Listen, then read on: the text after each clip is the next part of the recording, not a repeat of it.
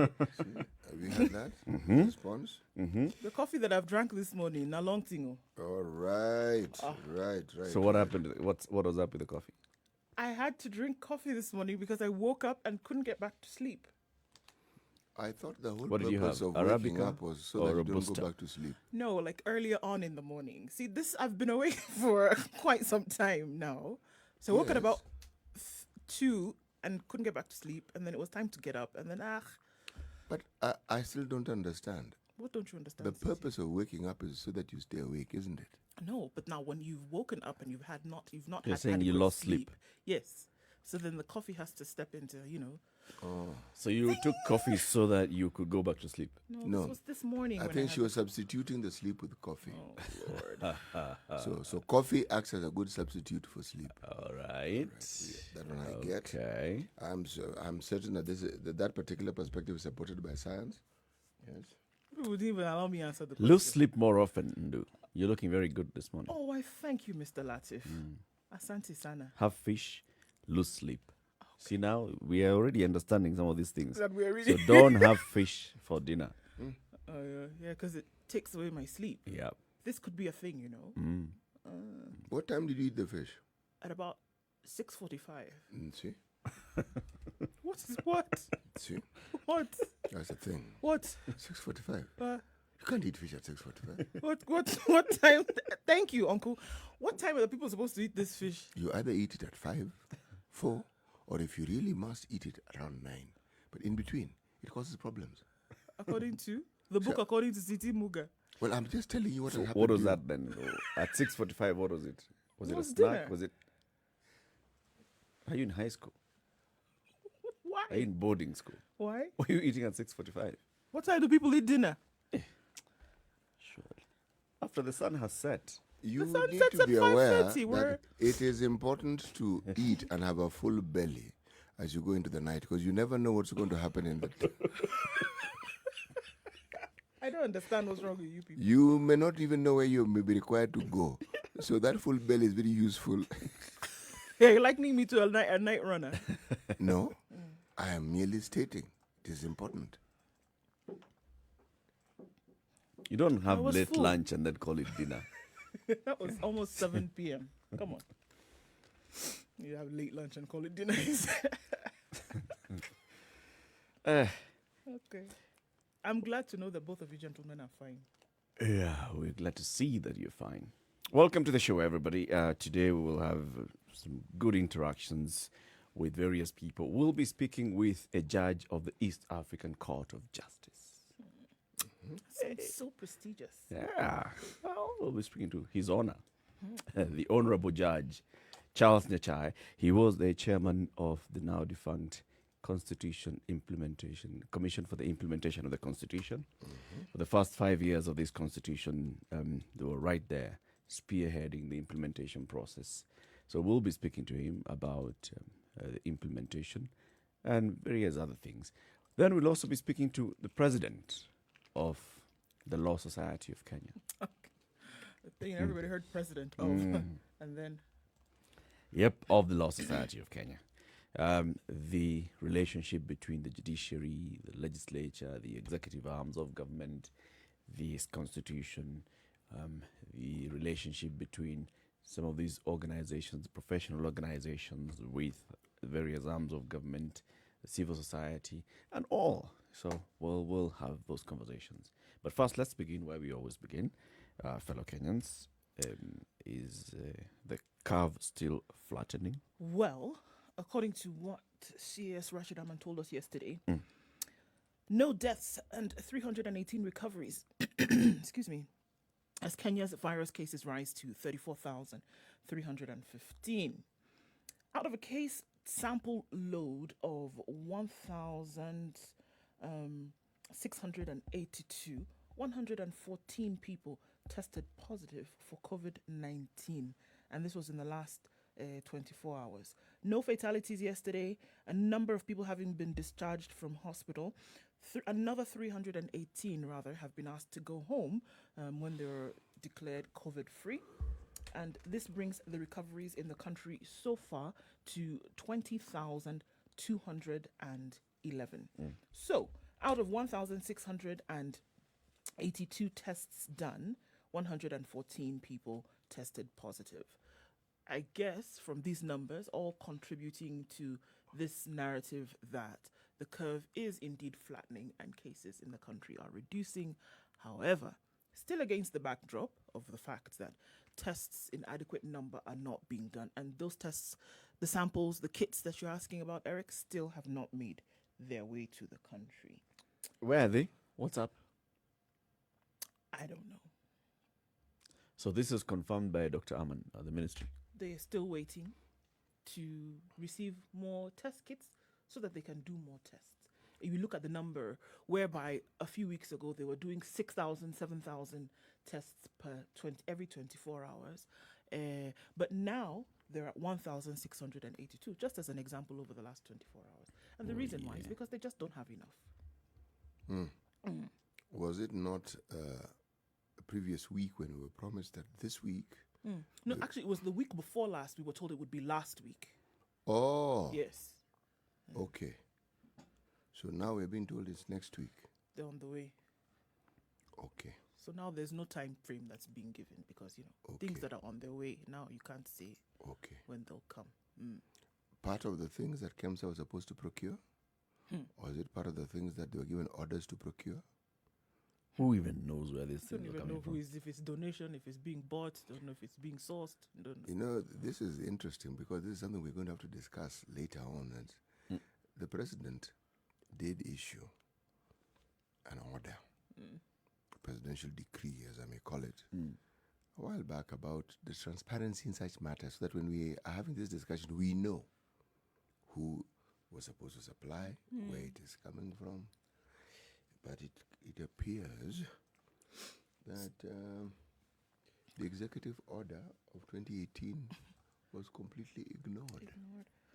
The thing is that then, if we're looking at what the World Health Organization said a couple of days ago, and even what they've said today, one of the things that you cannot pick out is that you really cannot know the true picture of the case footprint in Kenya if you're not testing rigorously. And it's just, before we even go into any kind of conspiracy, anything out of that, you just can't know what the numbers are in Kenya if adequate testing is not being done. Okay, and we can't say that any country is testing adequately because you would have to do, millions per day. But you can't do under 500,000 tests in a population of 47 million and say now that you have an adequate idea or an adequate picture of what the COVID footprint is in this country. You just can't. It's not possible. And so unless we're choosing to just ignore, but is that not part of the discussion that we're currently having with WHO? Right. Because they have raised that question and said, folks, you actually cannot declare and say that you're flattening the curve. And in this case, it's not being discriminative of an African country, anywhere in the world.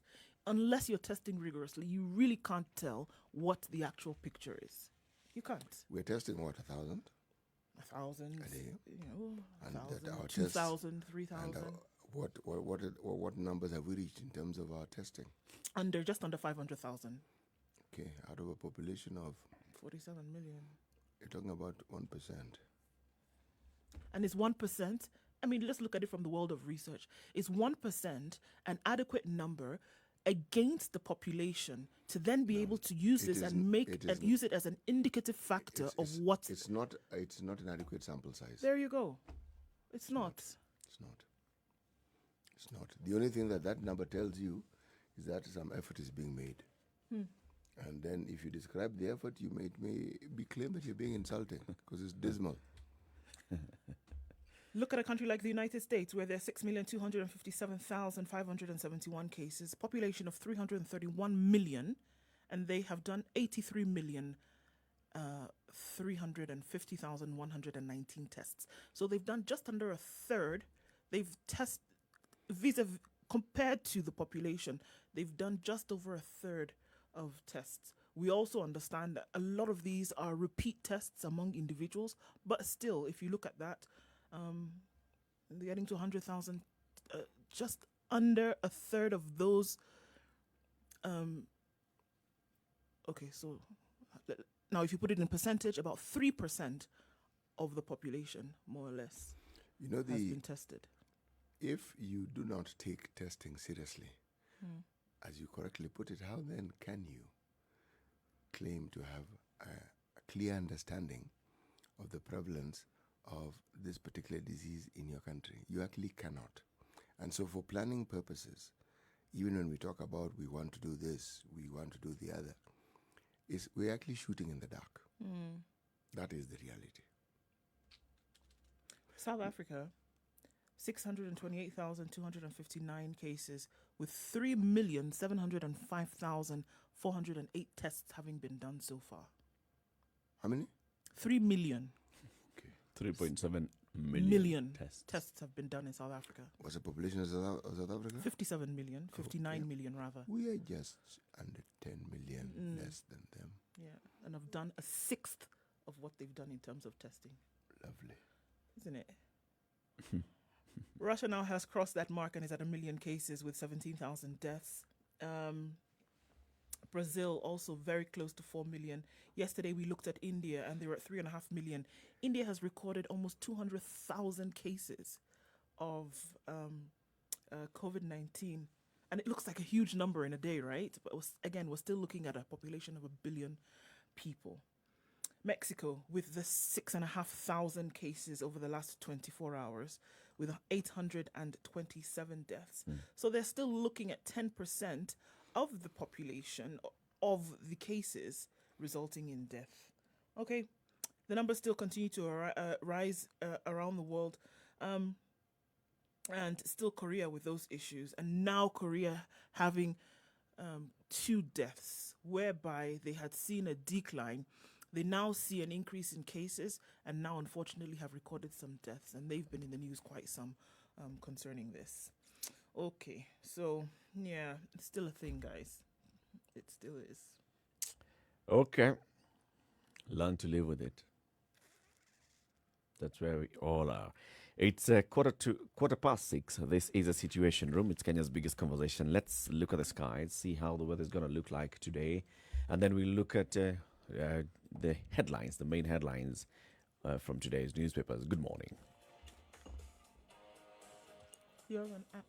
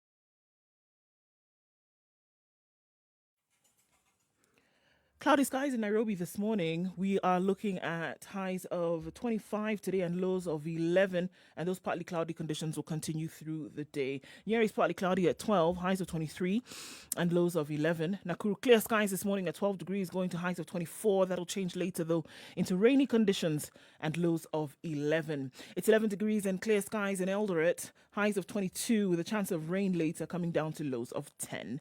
19 degrees and clear in Kisumu. It'll go to highs of 29 and lows of 18 and partly cloudy conditions later.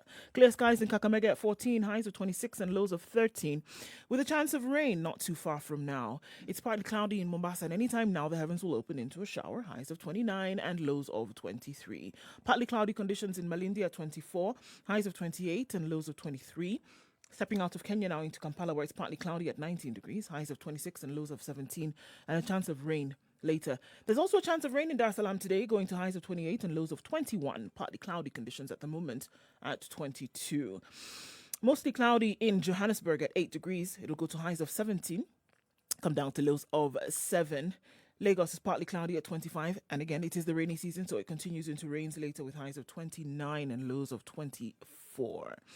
In London, clear skies this morning at 11, going to highs of 22 and partly cloudy conditions later, coming down to a low of 10 and 13 degrees. Clear skies in Paris, going to highs of 22 and lows of 12. And finally, scattered showers happening in New York. It's still Tuesday night. However, it'll go to highs of 26 and they'll wake up to the rain, which will last well into Thursday. And we'll look at the rest of the skies as we come back.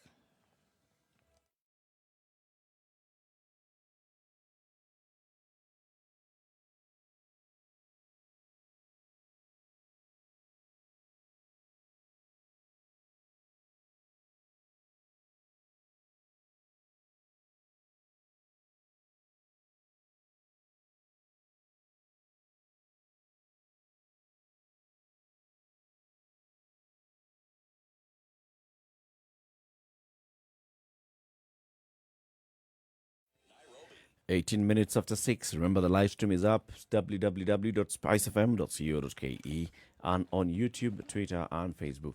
Spice FM KE. Let's hear from the proverbial sage, the proverbial proverb.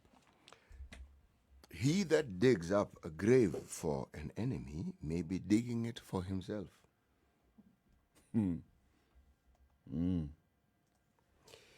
He that digs up a grave for an enemy may be digging it for himself. There's a Swahili proverb that goes like that. Yes. Mchimba kaburi, ajichimbia mwenyewe. Yes. And many other communities have similar proverbs that, or should we say, proverbs that have a similar meaning. Yes. Or point in a similar direction. Quite poignant. Quite. It's a poignant point. Poignant point. Okay. Let's look at the headlines this morning. So where do you want to start? Sealing the fate of Obado. Impeachment. Raila's party, has to be Raila's party, demands immediate resignation of Migori governor who has been a thorn in the flesh of okay. Okay, let's start again. Okay, The so thorn in the former flesh. Raila's party demands immediate resignation of Migori governor who has been a thorn in the former PM's flesh, or else he be kicked out. And it's the first time we have seen, it was called historical yesterday, that a party has kicked out someone based on their behavior. And they have resolved to send Obado home. They ordered his immediate impeachment yesterday of the governor who is facing corruption charges. It was arrived at in Nairobi, and the Migori MCAs, who are members of ODM, said the party leadership agreed to boot the second-term governor, whose tenure has been characterized by controversy. Out of the 41 invited MCAs, 37 attended the meeting. Migori has 40 wards and ODM has 41 MCAs, 27 elected and 15 nominated. The remaining 13 were elected on other parties or as independents. According to ODM Chair John Badi, due to corruption charges leveled against Obado and the decision by the court to bar him from accessing his office, the party, in consultation with county MCAs, have resolved to have a motion of impeachment against the governor initiated immediately. The party also resolved to have Deputy Governor Mahanga Mwita take over the responsibility of running the county. So, after a day-long meeting with the MCAs, they called on Obado to resign, saying the legislators have resolved to impeach him as soon as possible. Well, they seem to have people who agree with them. 2 watchdog committees. Yes. You have the Senate Public Accounts and Investments Committee and the National Assembly Public Accounts Committee. They say the move is a strong statement in the fight against corruption. Is it? So they say. So they say. What I'd like to see is this. We have governors who have such cases in court. We have the governor of Busia, it's Peter Ajamon. We have Mike Sonko Mbuvi. We have Moses Kulal. They have similar cases, and there are others which haven't perhaps hit the headlines, but they are in the queue. I would like to see if these committees will hold on to that particular perspective when it begins to move along those lines and more governors. I've always said that if there is a whiff of something, I believe the thing is step down. step down. You cannot hold an office which is supposed to invite at least some semblance of honor, and then you have this kind of taint on your image or on your name. Even if it is not true, let it be that you step aside and let investigations be done. And if you come out smelling like a rose, well and good, continue with your work. However, it should not be that people are holding on to power when you have this kind of allegations leveled against you over and over again. It's not the first time. And you're suggesting that it happens in which country? This one, Kenya, but okay. Things of dreams. It would be a wonderful thing if people took responsibility. For their actions, yes. Yes, and went about For their alleged actions. displaying their commitment to the rule of law by such actions. But do you, in reality, see this happening? Oh, no. And then that's why you have things like this, where it said that in initiating impeachment proceedings against Governor Okoh, ODM becomes the first political party in Kenya's multi-party history to impeach its own governor for gross misconduct and corruption. Baba sets a precedent for all other political parties in Kenya. Well, ODM has many other governors. Let's wait and see. Yeah. So this is the only governor that ODM has found that Surely. is one is Or only leader. Let's say leader. only leader, right? Well, This case is in court, and there are issues that have been raised, of course, even by the MCAs. So let the MCAs go to the county assembly and let them discuss it. I think it's a good precedent, because this also ties ODM to taking the similar action elsewhere. Once they've started this way, so everybody will be like, so why did you do this to Obado and you're not doing this to somebody else? somebody else? Poof. They've yes. raised their own bar. No, they have actually raised their own bar completely. Yes. And believe me, that question is going to be asked over And over and over again. Over again. Yep. Yep. You've taken this route, so let's see what other governors or what other leaders Let's you're see going consistency. When, Yeah. Yes, when you have cases where other governors who have an allegiance to that party come up with similar issues. The other thing, though, is when this thing goes to the Senate, how is the current politics in the Senate likely to play out if it goes to the Senate within this period when we have this whole Team Kenya and the other side jostling over the revenue formula? Do you think these guys will be emboldened and just decide, let's show them? Yes, they will. The Team Kenya. Yes, they will. And they say we are 25, we have the numbers, so They will. bring it. This thing is going to keep playing out. Remember, one of the things that we mentioned during the time when we were talking about COVID, in 2018, the president actually issued an executive order. And the executive order was that the government of Kenya, and the procuring entities within it were supposed to publicize the identities of government suppliers. Okay. Identities. He issued one the other day also and said it's not just entities, you need to also mention the directors. Put it online. This particular directive was ignored completely. Yeah. Completely. So I'm waiting for the consequences of this. I'm waiting. A new one was issued, yes, but it's like a replica of just the other one, which was ignored, resoundingly ignored completely. Yeah, even this one saying, put all those processes online. Now the first thing they'll tell you is we are procuring a system that will allow this information. Oh, my friend, to be easily published. That talk So of it'll the take system, a while to have a system. That talk of the system is already in place. It has actually begun with the corridors of government. Oh, yes. Anytime you talk about improvement, people will talk technology. Yes. And they will say, we are thinking of bringing in A system that will do this, and the other. And those systems never cost anything that isn't in the billions. They never do. So why don't we wait and see what sort of system that will be suggested? Okay. Talking about parties taking action against their members, KANU has expelled 4 nominated MCAs for misconduct. Nice.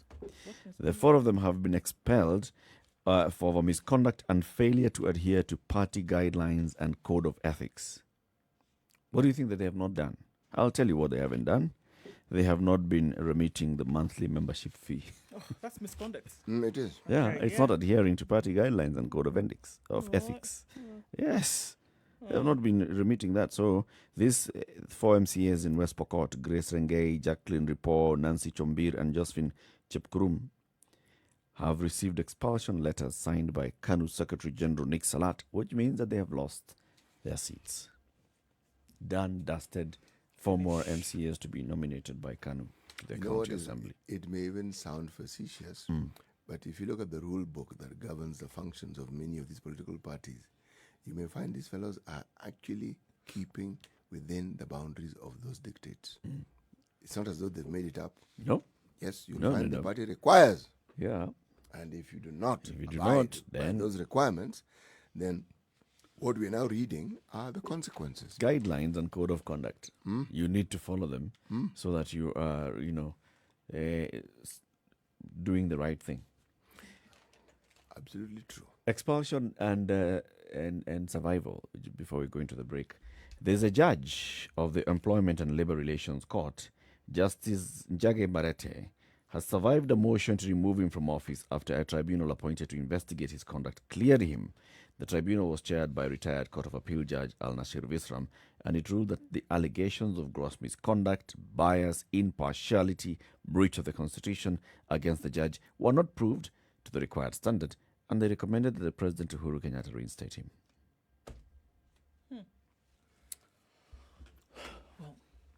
Well, some of these things just happen under the radar. So, for example, this issue of this judge, this had happened, the president had suspended him in accordance with the law, formed a commission in accordance with the law, commission sat, listened, reviewed all the evidence brought before it in accordance with the law, commission has presented its report in accordance with the law and given a recommendation to the president in accordance with the law. And now we are listening to it and reading about it in accordance with the law.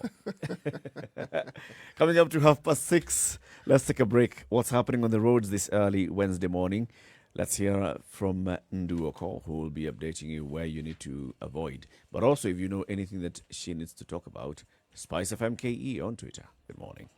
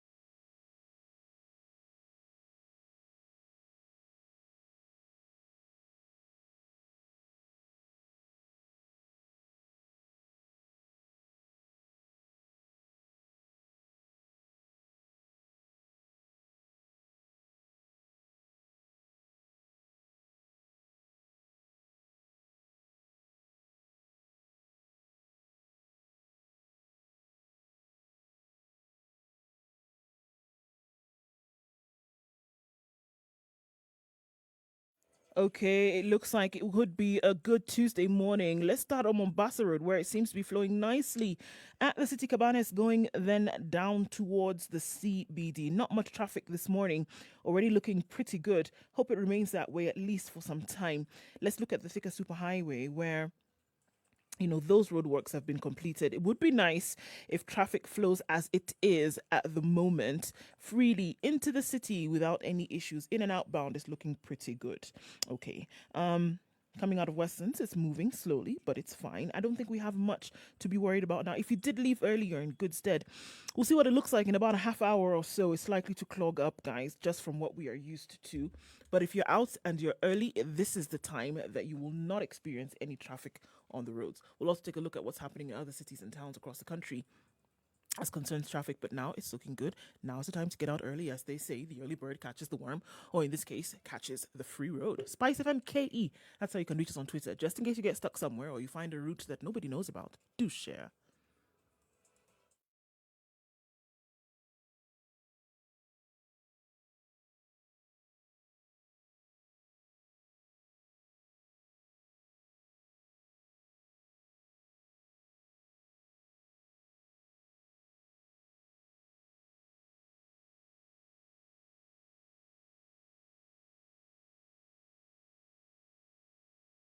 It's 28 minutes to 7 o'clock.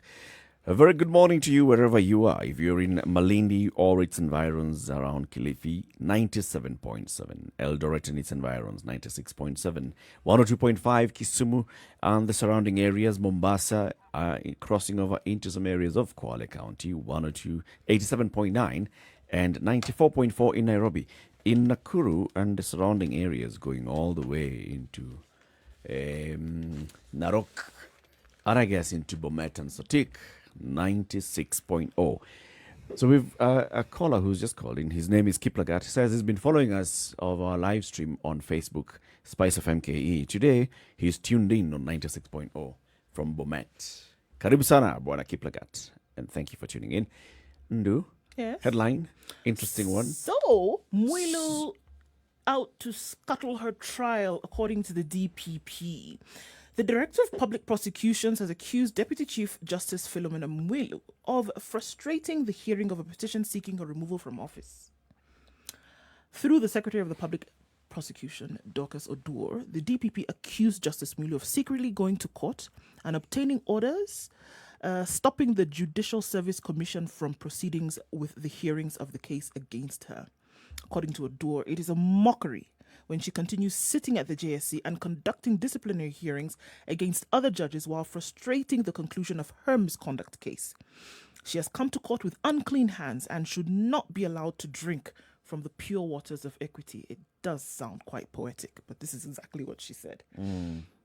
Who are we to again? Should I say it again? You like it? Eh? Yeah. Let me read it again. It is a mockery when she continues sitting at the JSC and conducting disciplinary hearings against other judges while frustrating the conclusion of her misconduct case. She has come to court with unclean hands and should not be allowed to drink from the pure waters of equity.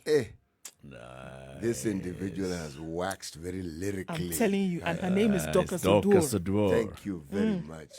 Chalice. Okay. Chalice Poisoned one. and Chalice.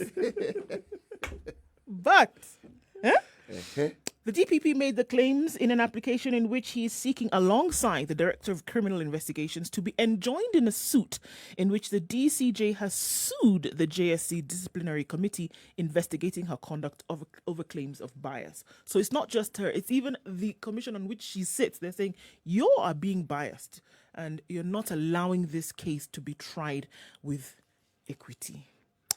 Justice Mwilu had, on the 17th of August, obtained orders stopping the JSC committee from continuing with the hearings of complaints filed against her by the DPP and the DCI, which seeks her removal from office over claims of misconduct. Justice Weldon Korir ruled that the DCJ had disclosed prejudice she will suffer if the commission continues with the disciplinary hearings unless they are stopped pending determination of her suit. And the DPP is not happy because they say she's out to scuttle her own trial. She doesn't want this to happen, and she's using all the tools in her arsenal to stop this. Every time a case like this comes to the fore, what we are witnessing is just the robust nature of our legal system. These debates, as you read about them, as you get to understand them, they explain to you many things that ordinarily you wouldn't even be concerned about and you wouldn't even know. Yeah. Yep. Yes, but now let us see how the law can be applied against a very senior member of the judicial system. Well, they This say is that interesting. Go ahead. It's good the way, these issues are even coming out in the public. So we're able to see this. This is the kind of back and forth that is happening between these two institutions. This is an independent office called the Director of Public Prosecutions. This is an independent organ called the Judiciary. This is a senior ranking member of this independent organ, in fact, the deputy head of this institution. And you're taking that person through the process of an institution that she heads. So should she step aside? Does she understand the law enough to actually go and say, no, I shouldn't step aside? It's interesting, like City is saying. It's interesting. It's interesting. Is it? Quite. According to what? You know the way Eric is going about this. I was waiting for him to say, yes, it's interesting, in a biscuit. sorry. It's in a minute, isn't it? Not a biscuit, isn't it? It could be a biscuit.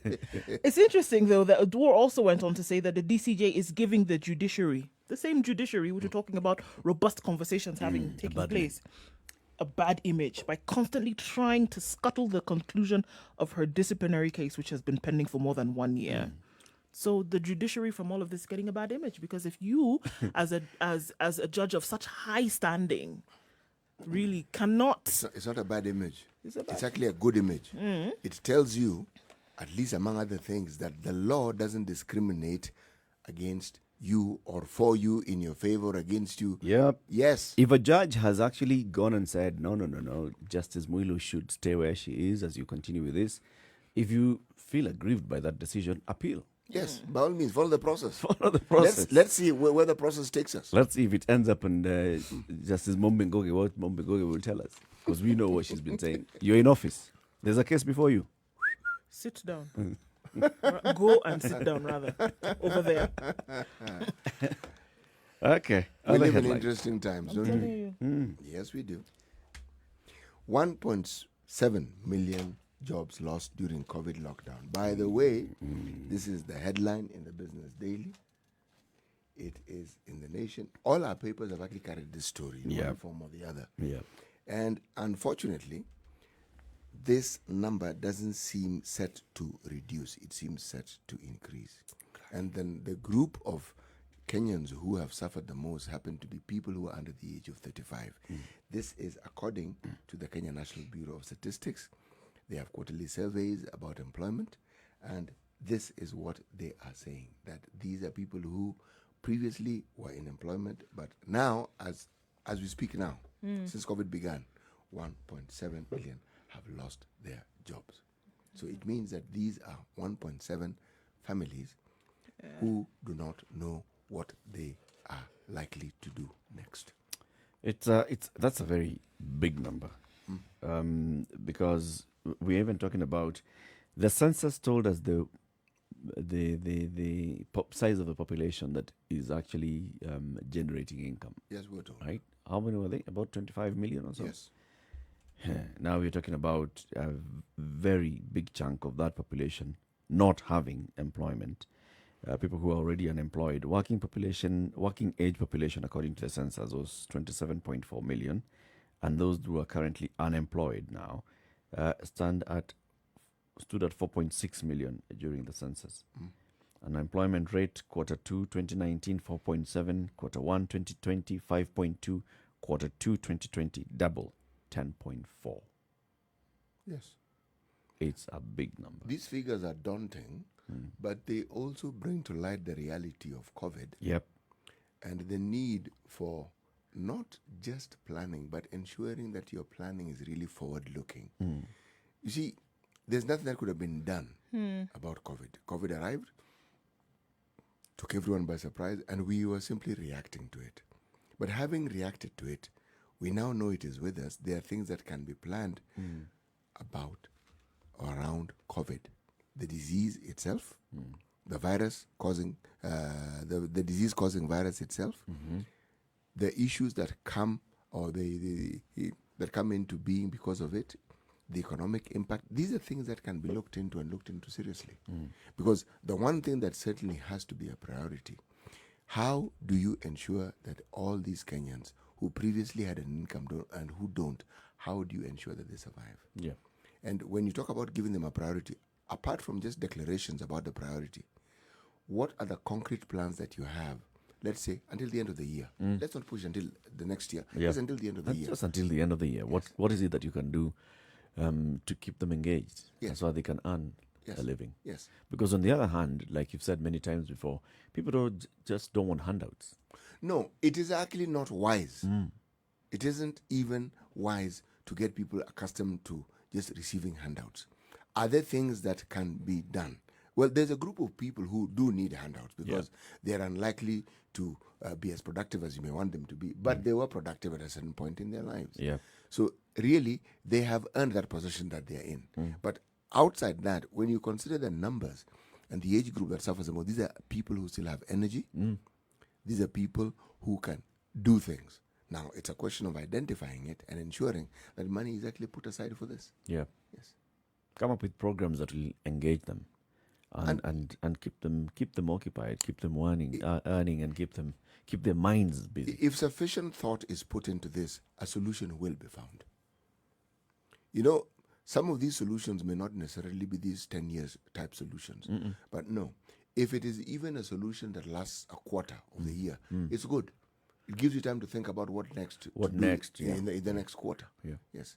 Like, for instance, when we listened to talk about the Kazim Tahani program, you know, going beyond just telling the youth to sweep, but going into engaging them, going into training them, into acquiring some of these skills and being able to provide some of the services that are required right now, that would be something major. It would be. It would be. You see, the thing is, if you look at the development plans that we have in this country, the development plans speak of things that need doing. Yeah. And they all go down to the level, not just of a county, but to the sub-county, to the ward, to the very basic level. Now, it is how do you use this workforce? It's a resource.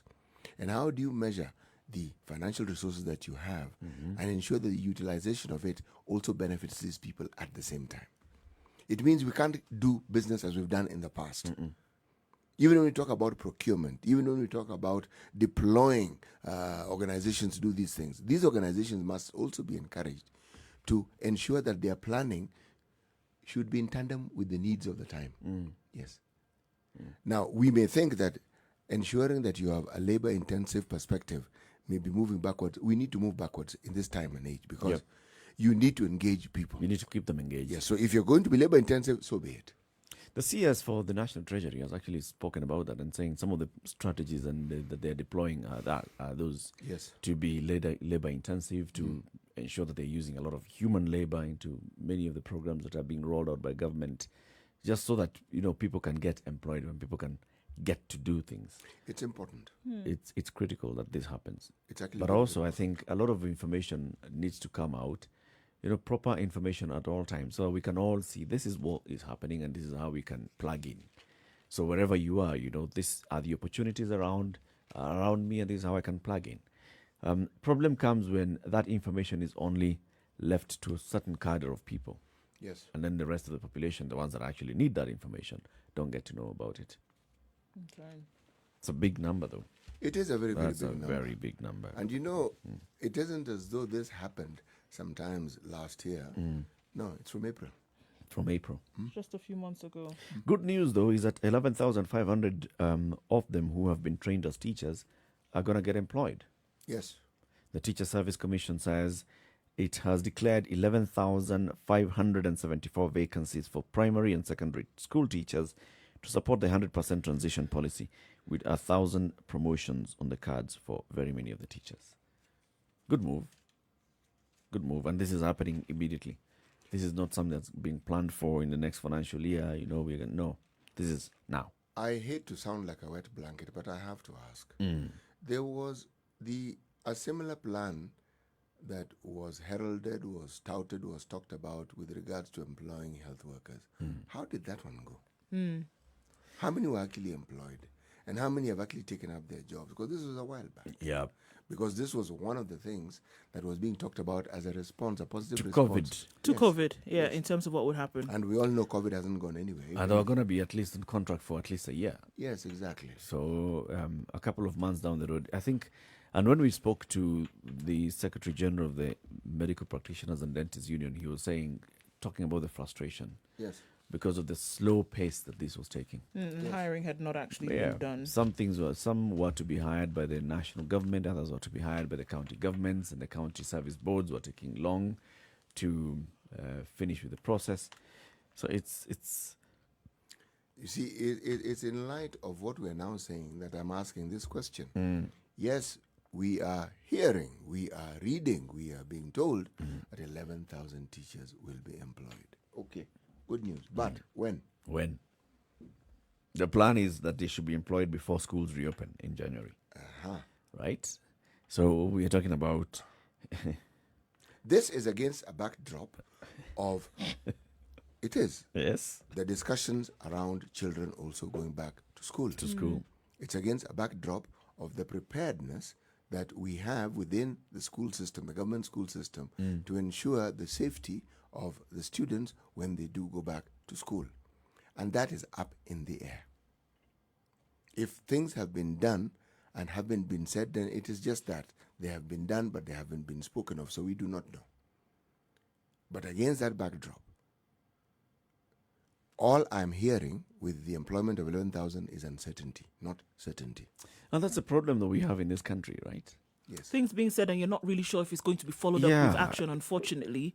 That just seems to be the way in which especially when it takes long. So doctors are supposed to be employed immediately. It was announced, they applied. What are you supposed to be doing? Just conduct interviews. If you want to conduct interviews 20 hours a day, just go ahead and do it. It's an emergency. It is an emergency. How long did it take for us to get those doctors? How long did it take for us to get the nurses and all the other cadres of medical workers employed? Some were taken up quite fast, like Makueni told us that they had already taken up some of their other cadres. Others were taking long. And this whole government process of how the government does its things. I think let's discuss about this. It's 12 minutes to 7 o'clock. The Situation Room is Kenya's biggest conversation. In the room this and every morning is CT Muga, Nduh Okoh, and Eric Latiff. Time for a break. We'll be back shortly.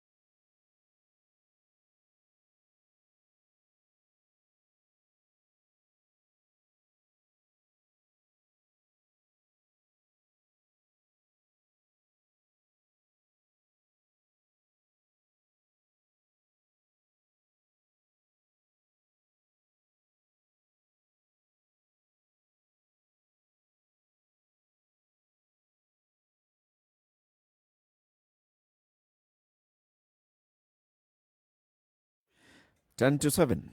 The conversation continues. You have another big headline, CT. Yes, I do. We mentioned it in passing, but I now want to make it substantive. Motion. Tenders. How state agencies defied Uhuru. See, two things here that I want to bring to the fore. One, the way we phrase our headlines.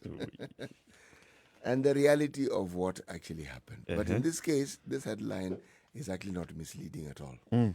If the president issues an executive order, I take the view that essentially it's an edict, it's an order. You are supposed to comply. Yep. Oh, no, sorry. Wrong language. You're supposed to obey. Okay? And this particular order was a very simple one. It was when we have government procurement, the identities of government suppliers must be known. Yes. He issued a second one recently against this backdrop of the KEMSA saga and went even further. Said directors of these particular organizations who have been shortlisted as pre-qualified suppliers must also be known. Every discussion that we've had around this has been about ministry officials, and we know very well the ministry officials themselves did not supply these things, not as themselves.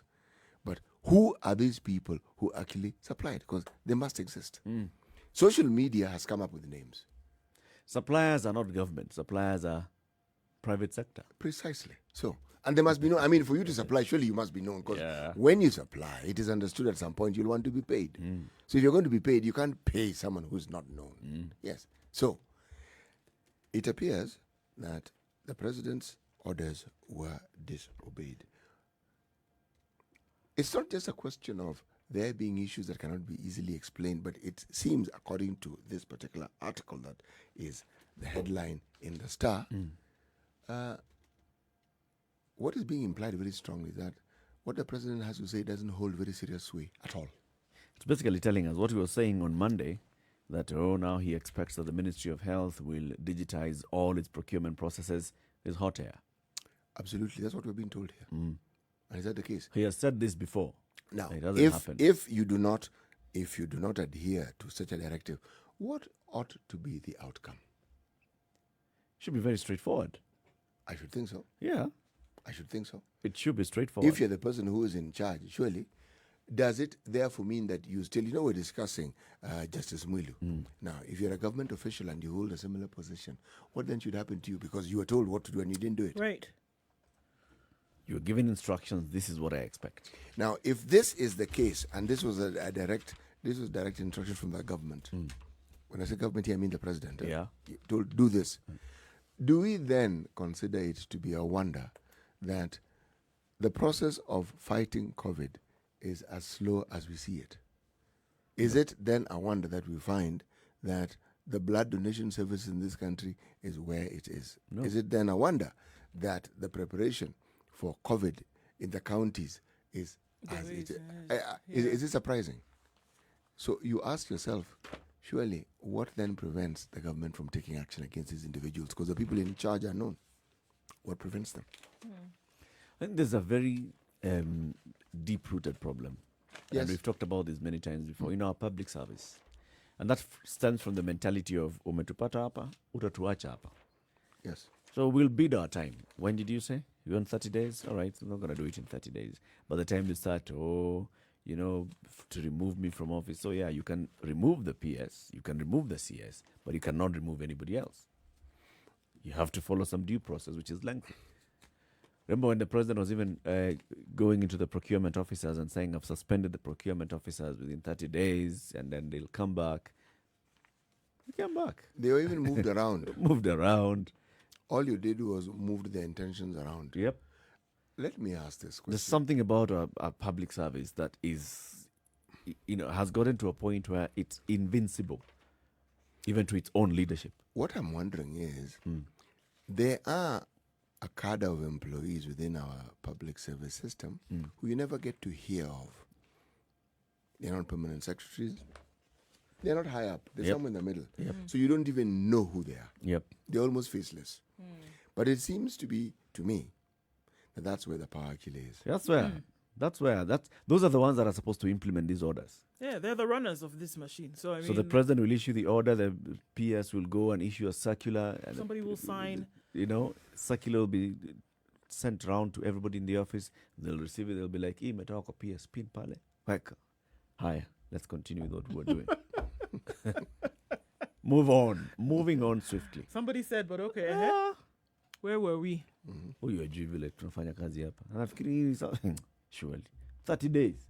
Hatu digitize. Sasa tuna digitize wapi? Kuna kata angalia kuna computers hapa kwa hiyo office. Digitize. Vitu zingine watu wanasemanga kwa hii serikali. Continue working.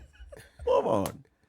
What is the president going to do? Make noise to Mutahi Kagwe, make noise to Susan They'll just Mochache, make noise. move After them some time, around. they'll keep quiet. Yeah, that guy who was supposed to actually do it is sleeping peacefully. And you will not touch him.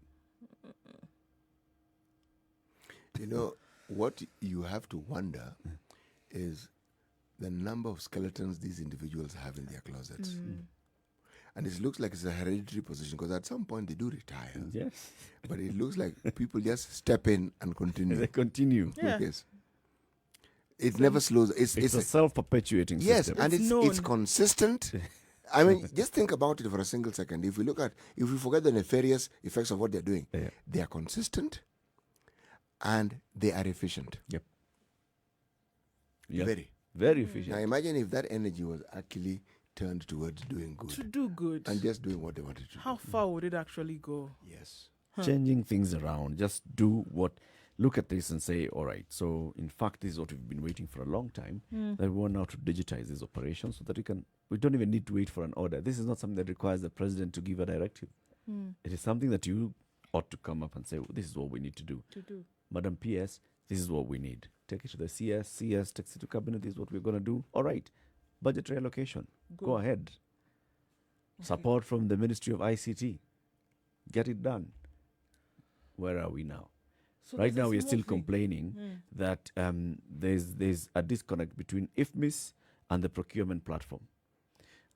Somewhere at the National Treasury, somewhere down there, that middle cadre. Somebody who's frustrated that. Deciding that they're not just that not link. Do it. So IFMIS and the procurement system are not running smoothly in tandem. So it's bringing the whole other issue. It's another conversation that's happening. Frustration. Why? So just a small thing, small detail, because I know time. But IEBC, just a small matter, they've hinted that it is 2024 that they will actually review constituencies. Okay, the Electoral Commission says it might defer the planned review of constituency boundaries until after the 2022 election. They're mandated the Independent Electoral and Boundaries Commission to adjust the boundaries at intervals of not less than 8 years and not more than 12 years, with the Commission now opting for the 12-year deadline that expires in 2024. The last boundary review was done on March 7th, 2012. So according to IEBC Chairman Wafula Chebukati, the statutory time frame for the boundary review exercise is between 8 to 12 years, so they're still well within that time. Still have time. It's not going to be done before 2022, sorry. Okay. Where we are right now, just leave it. Leave it? Just forget about it. Well, at least they have stated it. Yes. So if we're having a debate, we will be discussing. We know their position. Yes, exactly. Yeah. At least we are no longer in the dark where this matter is concerned. So it's a good thing. It's a good thing. Yes. All right. This is a Situation Room, Kenya's biggest conversation. Keep it right here. In the next hour, we will be speaking to a former chairperson of the Commission for the Implementation of the Constitution, Mr. Charles Muga. And we will also be live on KTN Home. Good morning.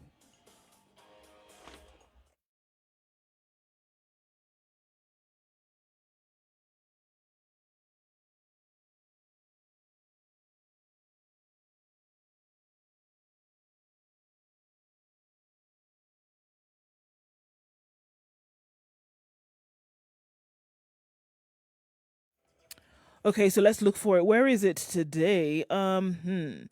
Okay, so there's a problem today on Mombasa Road, and I started quite early, unfortunately. Before it was clear, but not anymore. The interchange, Kitengela and Mlolongo, just before you get towards Syokimau, is terrible.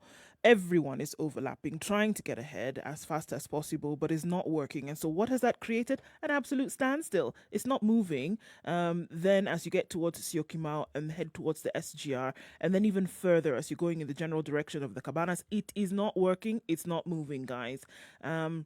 It is a Wednesday morning, smack dab in the middle of the week. Let's see what that looks like in a short while, but for now, sorry, not going anywhere. Wayaki Way is moving to right around ABC Place, head towards University Way. You shouldn't have too much drama there as you're trying to get into the city. Coming out of the Thika Superhighway, coming off of the Thika Superhighway rather, as you try to get into the CBD is not too bad.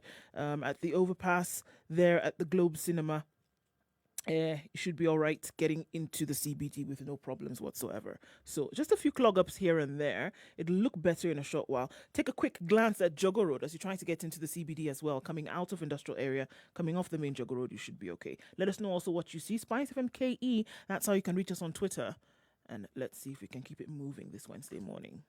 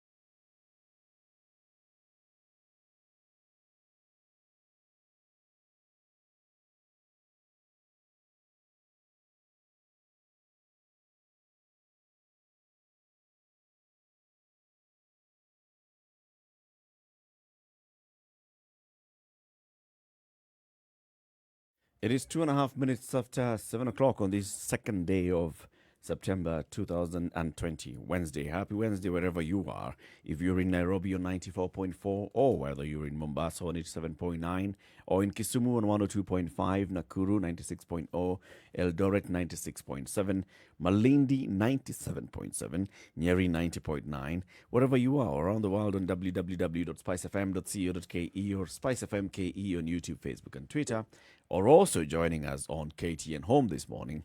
Karibu sana, the second hour of the Situation Room. This is Kenya's biggest conversation.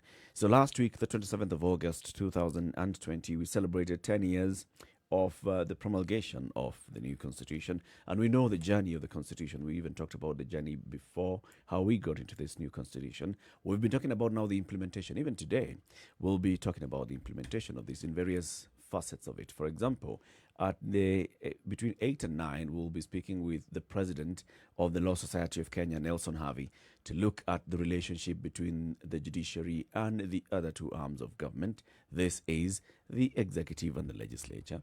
We have seen the back and forth between the executive arm of government and the Judicial Service Commission on the appointment of some judges into the Court of Appeal. We've also seen, issues about allocation of budget by the National Assembly and the executive to the judiciary. All these are matters that we'll be discussing in the 8 o'clock hour. In this hour, we'll shortly be joined by Mr. Charles Muga. He was the chairman of the now defunct Commission for the Implementation of the Constitution. Now, this was a commission that was formed by the Constitution itself. It said, for this Constitution to come to life, several laws need to be enacted. Now, let's create a commission of experts that will be advising the government, that will be drafting the laws that are required, and in fact even had a timetable of the laws that will be required and when they need to be enacted by, so that the Constitution can now get life. And then so the CIC was then drafting the laws that needed to be enacted and forwarding them to the National Assembly through the Attorney General's office, and was also advising the government on the implementation of the Constitution. And they did quite some work for 5 years, all the laws that were required. Apart from one, the one that created the commission, the Commission for Implementation of the Constitution Act. They were not involved because, well, they were not there. So that one, they did not participate. That was the Kenya Law Reform Commission, of course, and the National Assembly with the Attorney General present. And then now we had all the other laws that were done with this.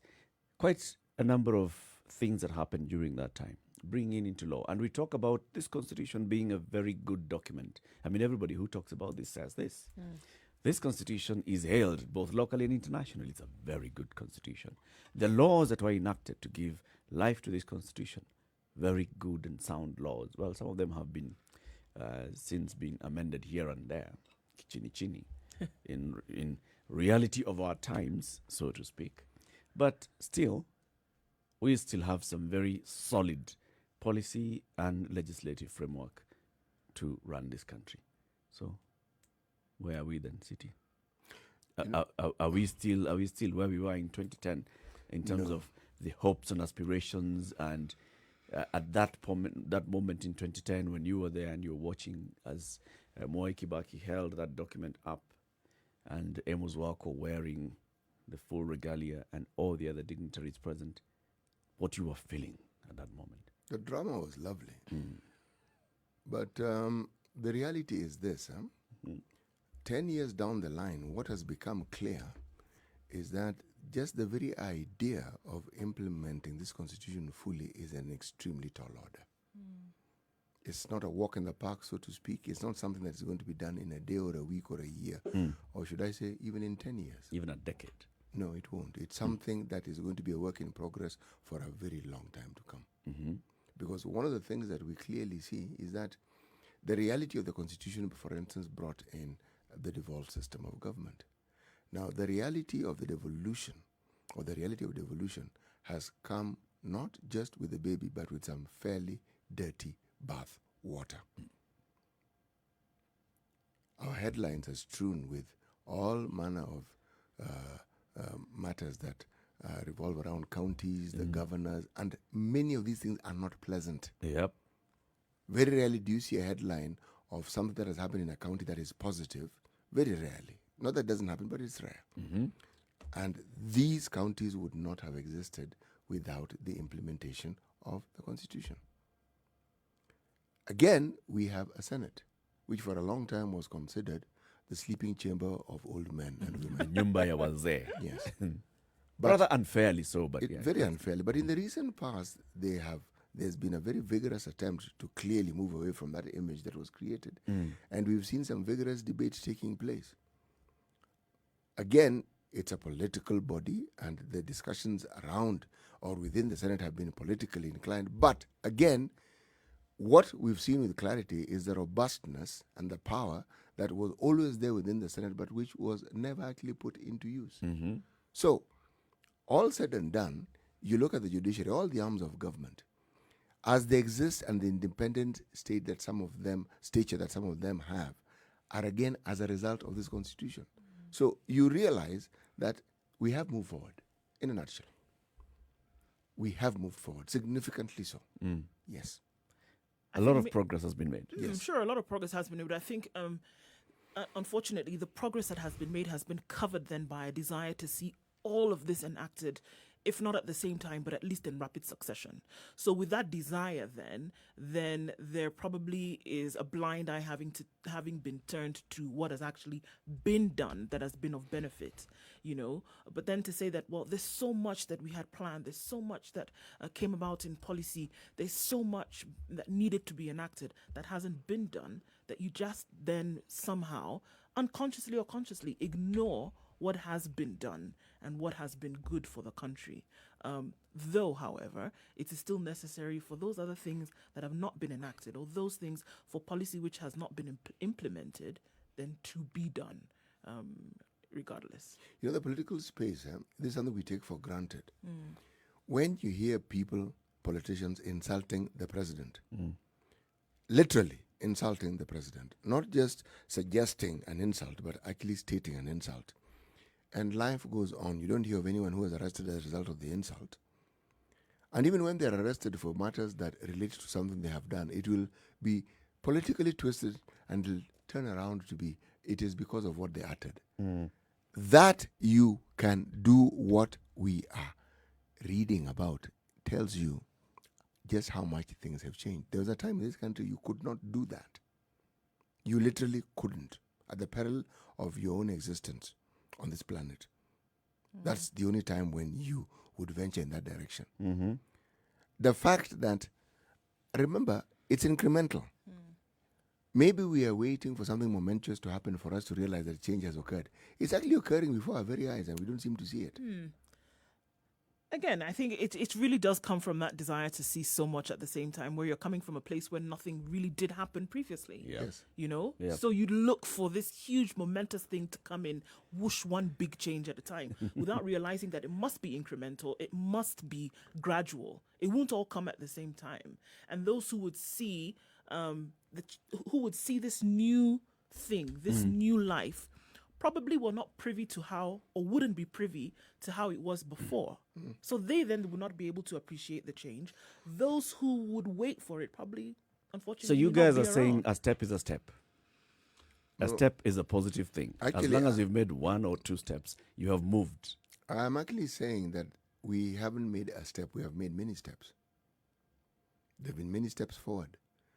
You see, even as the steps are made, what also comes to the fore is not just the steps, but what obstacles the steps have to overcome in order for that forward movement to be made. Let's speak to the man who was at the helm of steering now the bringing to forth of these laws.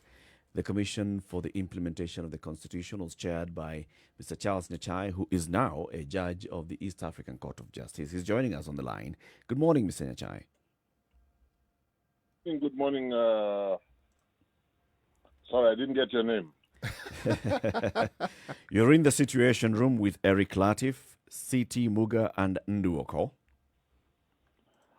Good morning, lady and gentlemen. Good morning. Good morning, Good sir. morning, sir. It's good to hear from you after quite a while. For the first 5 years of the implementation of this constitution, your name, your silver-haired goatee, and of course, all the words that he used to say were pretty common in local media. Yes, we all have our crosses to bear. That was mine for 5 years. Indeed. Charles, thank you very much for speaking to us. We are celebrating, of course, a decade of this constitution. As the man who was at the helm of the implementation in the initial stages, coming up with all the laws that are required, I'm just going to ask you straight up, what do you make of the progress that we've made so far in the implementation of this constitution? Okay, let me answer that at a couple of levels. First of all, I think we should never lose sight of the fact that without more, having the Constitution looking over our shoulders, as it were, is a good thing. The fact that we are discussing the Constitution, the fact that we are measuring our actions and utterances and how we govern ourselves, all by reference to the Constitution, that is a good thing. Now, when I look back at the 10 years, I think it's fair to say that there are certain things brought about by the 2010 Constitution which will be difficult to claw back, if at all. Or if they are to be clawed back, it will not be without a fight from the general citizenry. That, for me, is a good thing. But having said that, I think it's also fair to observe that with the passage of time, a lot of people, especially those who we sometimes forget that there was quite a significant number of people who found, they may not have voiced it at the time, but they found the radicalism of the 2010 Constitution somewhat inconvenient. And over the passage of time, you tend to notice that some of them have gathered courage, and there are certain responses that would have been surprising in 2011, 2012, but now seem to be creeping back into the way that we order ourselves. Meaning for me that extra vigilance is required. Mr. Njeri, that sounds very cryptic. Can you be a little more specific, please? Well, if you ask me a specific question, I was trying to give an overview. If you ask me a specific question, I will endeavor to answer it. Okay. It would appear from what you're saying that there are elements within our society who had no intention whatsoever of allowing this constitution to actually see the light of day as it was constituted. Without a doubt. Yes. Now, what I'm asking is this. Yes. What are then some of the hurdles that you and your commission faced, and what are the hurdles that replicate again in the common citizenry with the same vigor with regards to the implementation of this constitution? You see, Charles, there are those people that you have described. Yes. Came in different shape and form. I would say. Yes. You know, they did not all resist the Constitution for the same reasons. When we started overseeing the process of implementation, a lot of our work involved legislation and regulations to implement the Constitution. And you would sit with people who have been in the public service for all their professional lives. Yes. And you're telling them this is what COK 2010 requires of us. Yes. And they would shake their heads and they would tell you, government doesn't like work like that. And it has, we have been doing it and it has been working. What you are telling us, It's foreign. just simply doesn't work like that. The most extreme example, and this is by no means unique. I'm just giving it as an extreme example to make my point. When we sat down with military officers and other officers from the defense sector to relook at what is now the Kenya Defense Forces Act. Admittedly, there are many things that we didn't know as civilians, but then getting everybody else around the room to accept this new concept of civilian oversight of the armed forces was a very difficult concept. And you can't blame them, as it were, because that's what they had gotten used to. Yeah. And then there were those who had practical issues. I remember the then Commissioner of Police. This was before we had the IG. When I took issue with him on the gender issue, he told me, my friend, then I might as well leave the job and go home, because how do you? There are certain things that cannot be done by both genders. So when you tell me that, unaniharibia kazi, afadhali niwache. The point I'm saying, I don't think these people really had any aversion to change as a matter of principle. It's just that they didn't see life in any other way. It's the practical realities of it. Yeah, from their perspective. Yep. Isn't that what the Constitution then presented, though, Charles? Wouldn't it have presented an opportunity for the country to see life then in a different way? Well, that's exactly what we tried to communicate and what we tried to achieve in the roundtable discussions that led to the various pieces of legislation. But there's a third category that I was coming to, which is probably the most toxic, I would say, are those ones who I must say that this is mainly the political class. Those who just, for them it was simply inconvenient. They needed to do things that was easiest for them to achieve whatever aims that they had. So the checks and balances, the processes, the systems that are inbuilt into the COK 2010 simply were inconvenient things for them. And their resistance was a lot more subtle, because in a sense it wasn't as genuine as the first two categories that I have described.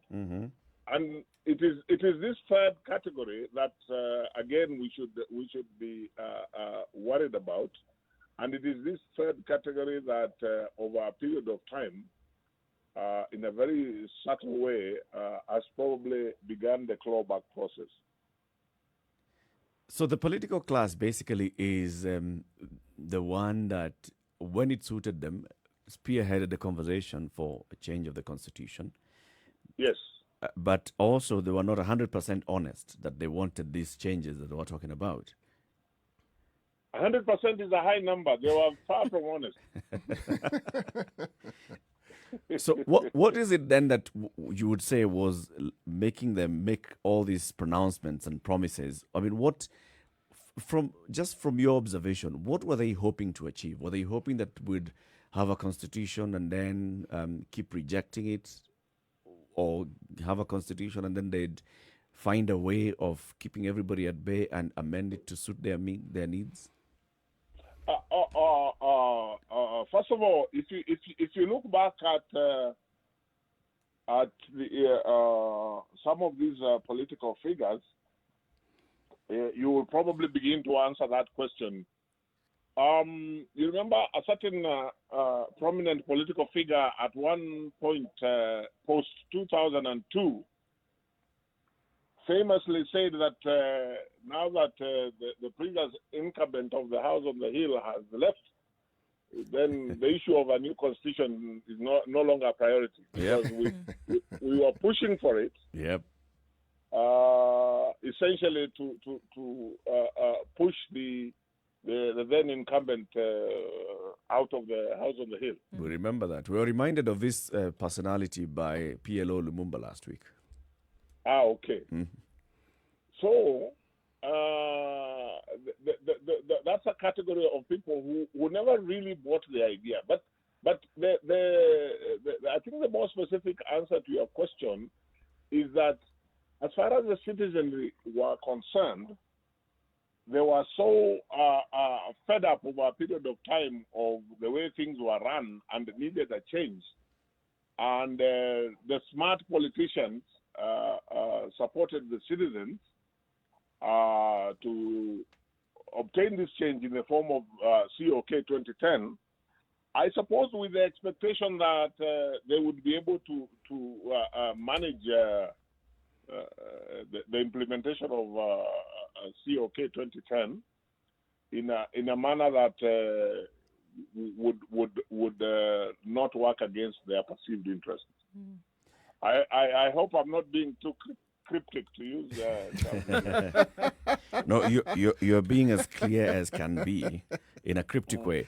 But Charles, now that you actually bring in the citizens, we were discussing this last week on the show, and we were asking ourselves, with the enactment of this constitution, with Kenyans turning up to vote in a referendum and overwhelmingly voting yes for this constitution, were the citizens really ready for the constitution? Because it not only required change in some of the state organs, our political class, it also required change in the citizenry themselves. Were the citizens ready for the constitution? Okay, I think the citizens were ready for change.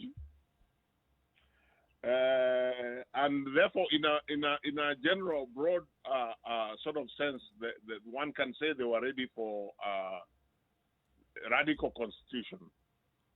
But having said that, what the citizens didn't have, and sadly to date they don't have, is sufficient knowledge and understanding of both their rights and very importantly, and I think that's what you are alluding to, their obligations under that constitution, so as to be, because the way the constitution works, it works best if people don't just assert their rights, but they also live in accordance with their obligations.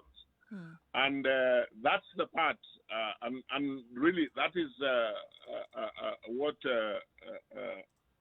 lawyers like you made reference to my friend PLO Lumumba.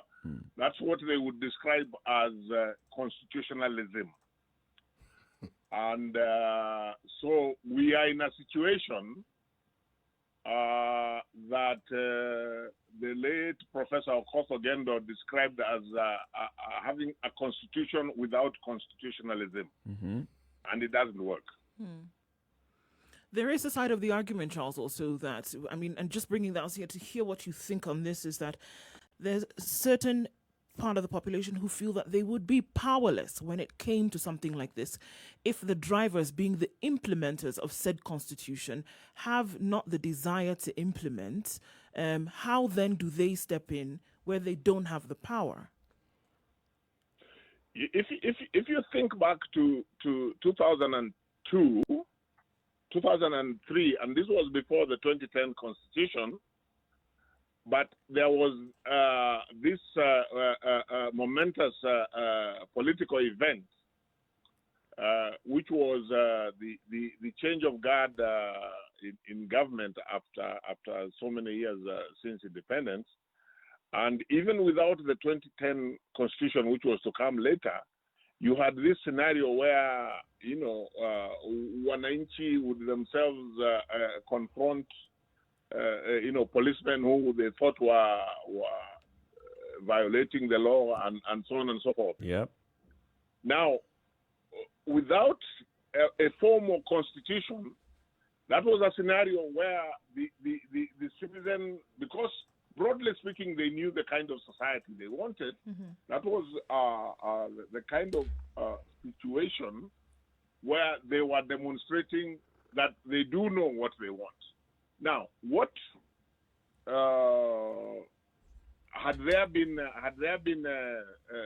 citizen been empowered in terms of civic education and so on under the 2010 Constitution, then the citizen would be able to do that in a much more formal way, and in a way that he would be able to make reference to the fact that you, a policeman, or you, a public officer, are violating this particular provision, either of Chapter 6 of the Constitution or the Leadership and Integrity Act, or whichever other legal provision pursuant to the Constitution. So I think the citizen is in the state that they are today largely because no effort was made to empower the citizen in terms of their understanding of the Constitution, both in letter and spirit. And of course, you see, at the exciting political moment, this was not an issue. You know, the time in the lead up to the referendum on the Constitution, when my friend Charles's village mates would say, no, a certain gentleman has read this thing and it's on enough our for behalf. us. Yeah. This is enough for us. That was understandable because of the excitement of the moment. Yeah, but not after, not in the implementation stage. Charles, let's take a break. Let's take a break. Yeah. We'll continue this conversation after this quick break. On the line with us is Charles Nyachai. He is a former chairman of the now defunct Commission for the Implementation of the Constitution for 5 years. He and his fellow commissioners advised the government, came up with, drafted the bills that are required to bring life to the Constitution, and of course also advised the government and various state agencies on their requirements and expectations of the new Constitution. That's what we are looking at today, the implementation of this Constitution, the successes, the challenges, and the way forward. This is a Situation Room. It's Kenya's biggest conversation. It's broadcasting on Spice FM, it's on KTN Home, and we're also online on www.spicefm.co.ke. We're also live streaming on Facebook, YouTube, and Twitter. Spice FM KE, 7:30. Time for a break. We'll be back shortly.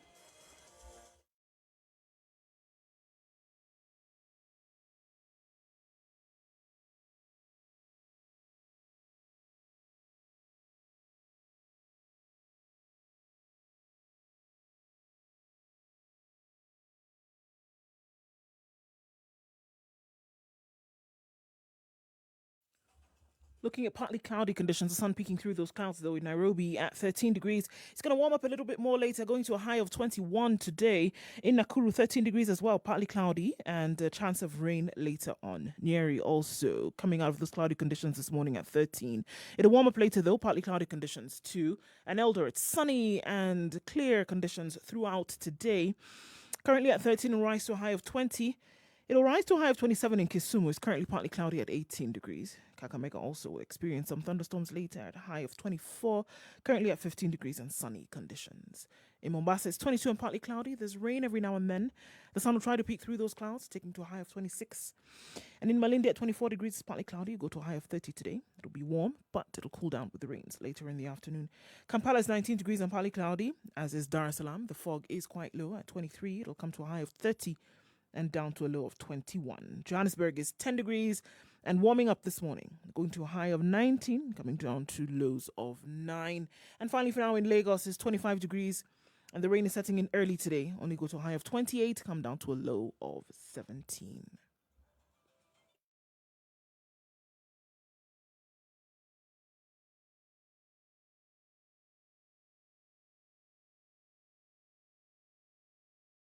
Changed or not?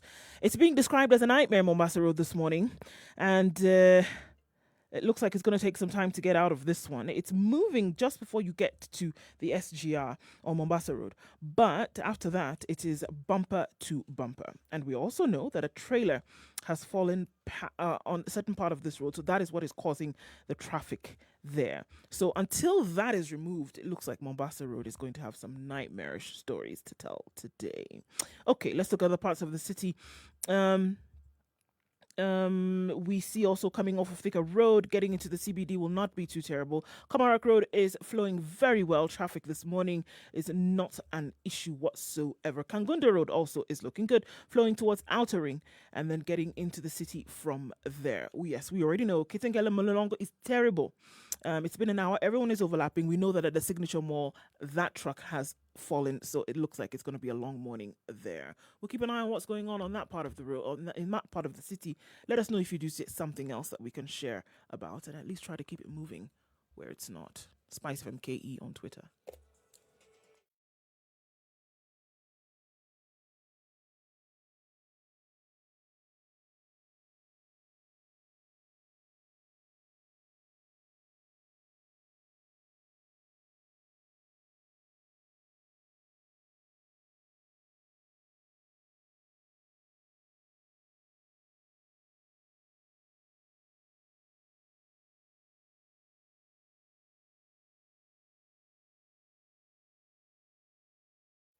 (26 minutes to 8 o'clock). This is Kenya's biggest conversation, and the conversation continues with Charles Muga, former chairman of the Commission for the Implementation of the Constitution. He is now serving as a judge of the East African Court of Justice. And in the room is Eric Latiff, Nduh Okoh, and CT Muga.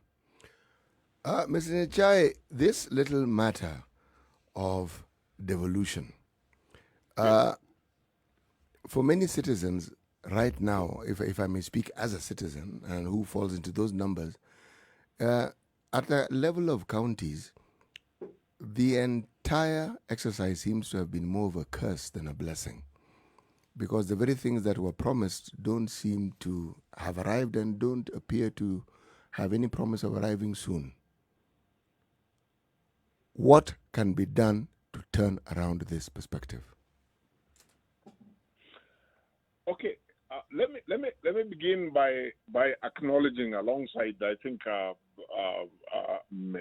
many people, that I think one of the better ideas in principle that are contained in COK 2010 is the system of devolution. And what it is intended to achieve, especially taking decision making together with resources down to the lowest levels, so that the citizens feel that they participate in their own governance. Now, the challenge of implementation, I would say, began at the very onset, because devolution had been so hyped up, and the evils of centralized governance, especially at the physical front, had also been made so apparent that at the earliest opportunity in 2013, when the counties came into effect, the governors, aided and abetted by the national government, they chose not to read fully the transition provisions in the Constitution, and especially the provisions that contemplated what the Constitution describes as phased and asymmetrical transition. So they said, we want our functions. The Constitution in the fourth schedule gives us a list of functions. We want these functions, and we want them today. the unspoken part of that was that Mizetu tupatie, what we do with them Shauri yetu. is our problem, not yours. That was the unspoken part. Now, combine that with the expectations of Mwananchi, which arose from the experiences that they had had from the centralized administration, and the evils of that system that had been expressed over a long period of time, and therefore the expectations were super high. And with the benefit of hindsight, were not going to be easy to achieve. The third reason that, in my view, has made devolution not come out as exactly as it was contemplated is that the devolution, the statutory part of the devolution below the ward levels simply did not take place. Yet that is contemplated in the Constitution. What part is that? Oh, it's supposed to go right down up to the villages, but the county government are supposed to give effect to that. So, but the Constitution provides for the levels up to the ward level, with the expectation that the county government would take this process right down to the village level. This is interesting. And then, Something course, to learn. Is this what they say some of the governors have been doing with the creation of the ward administrator, or is that different? No, the ward administrator, that is already in the existing law. That level is provided for in the Constitution because a ward is the lowest unit that the Constitution provides for. That's where you have a member of a county assembly. Yeah. But below that, there's supposed to be further devolution. Again, it's supposed to be done as each county is ready to do it. Okay. But I'm not aware if it's been done. I hear you saying so many things that should have been done and were not done. Certain things that should have been implemented and were not implemented. Does this show failure on the part of the Commission? No, not really, because the Commission, the job of the Commission was not to implement the Constitution. The Constitution is very clear as to who the implementers are. The implementers are the government in all its arms and at both levels. Now, the work of the Commission was to oversee, to facilitate, to monitor, and to oversee the process. Now, I'll give you an example. To date, you have problems at the county governments, for example, with the devolved function of health. You keep seeing issues with health workers and so on and so forth. Yeah. Now, these problems originated in the transition from the then central government to the counties in 2013. And I remember several meetings between the national government and the governors, which we attended as a commission, and which we tried to impress upon them that this process should be that, because the the transitional provisions in the Constitution are very clear. Each county government was expected to take up the functions when it was ready to do so. But in a period of that was contemplated of 3 years. Okay. But the governors insisted on day one that they want all these functions, even when they were not ready for them. Mm-hmm. Even when the transition from central to the new devolved system had not been unraveled, when functions had not been costed, and that is why those arguments about that the national government continues to retain money for functions which have been devolved. Those are arguments up to today.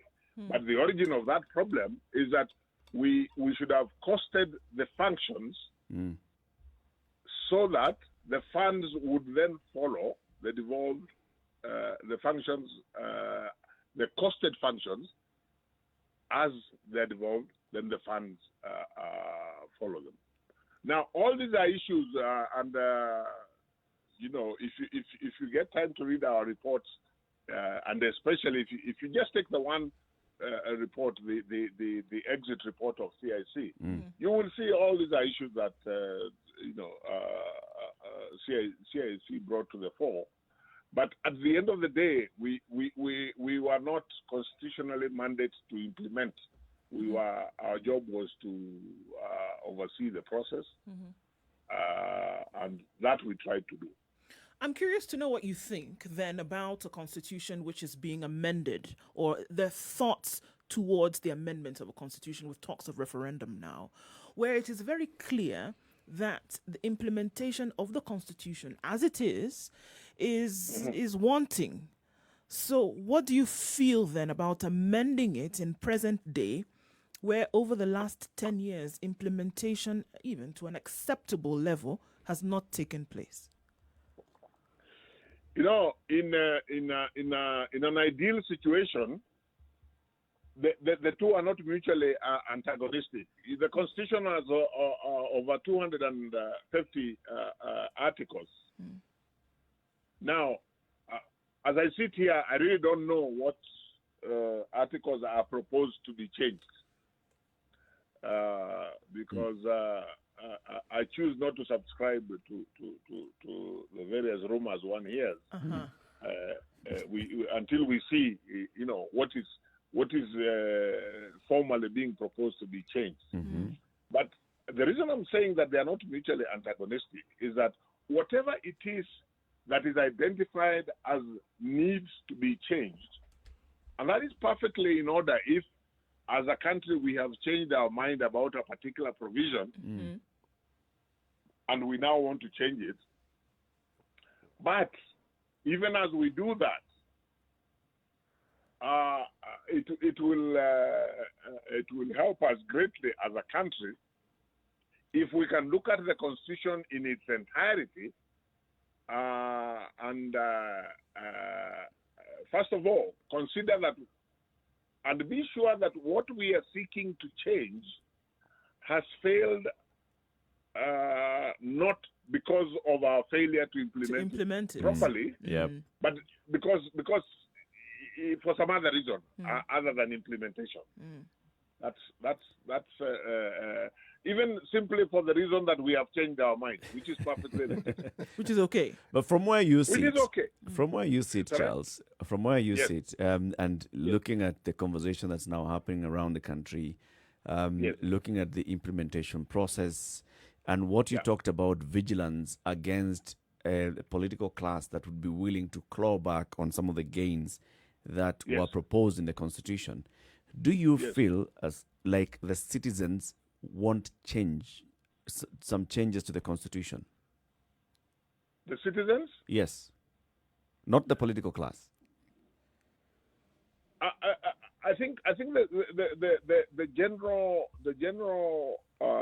mindset of the citizen is probably worse than that. The general mindset of the citizen seems to be a distrust now of the Constitution, arising from the fact that they distrust those who are protagonists on both sides of the constitutional amendment debate at the moment. Mm-hmm. So that almost every Wanjiko, Atieno, and Fatuma that I happen to hear, they will be saying something negative about the intentions of those involved in the debate on both sides, Mm-hmm. as opposed to giving a view on the substance of what it is that is being debated. Right. Mm-hmm. So the problem, I think, is worse than you have framed it. Which I want to bring back to something that we had discussed earlier, the issue of the responsibility of the citizen in living the spirit and letter of the Constitution.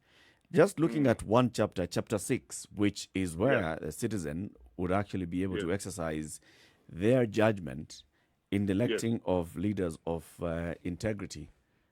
Yes. And then we see that the conversation keeps happening on the non-implementation or the non-proper implementation of chapter 6. Where do you think the blame lies on just that one chapter alone? Is it the citizens? Is it the political class? Is it both? But who bears the bigger responsibility? You know, when we were writing the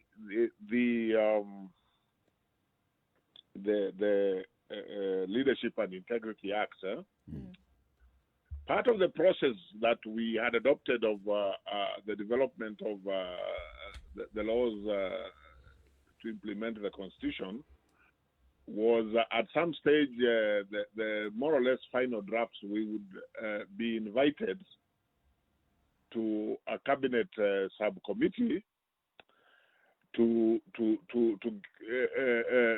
so that the draft got cabinet approval and the necessary buy-in that would enable a government to present it to Parliament and support it so that it is passed. Now, you will recall that at this time there was the government that has variously been called coalition, Nusumkate, etc. Yep.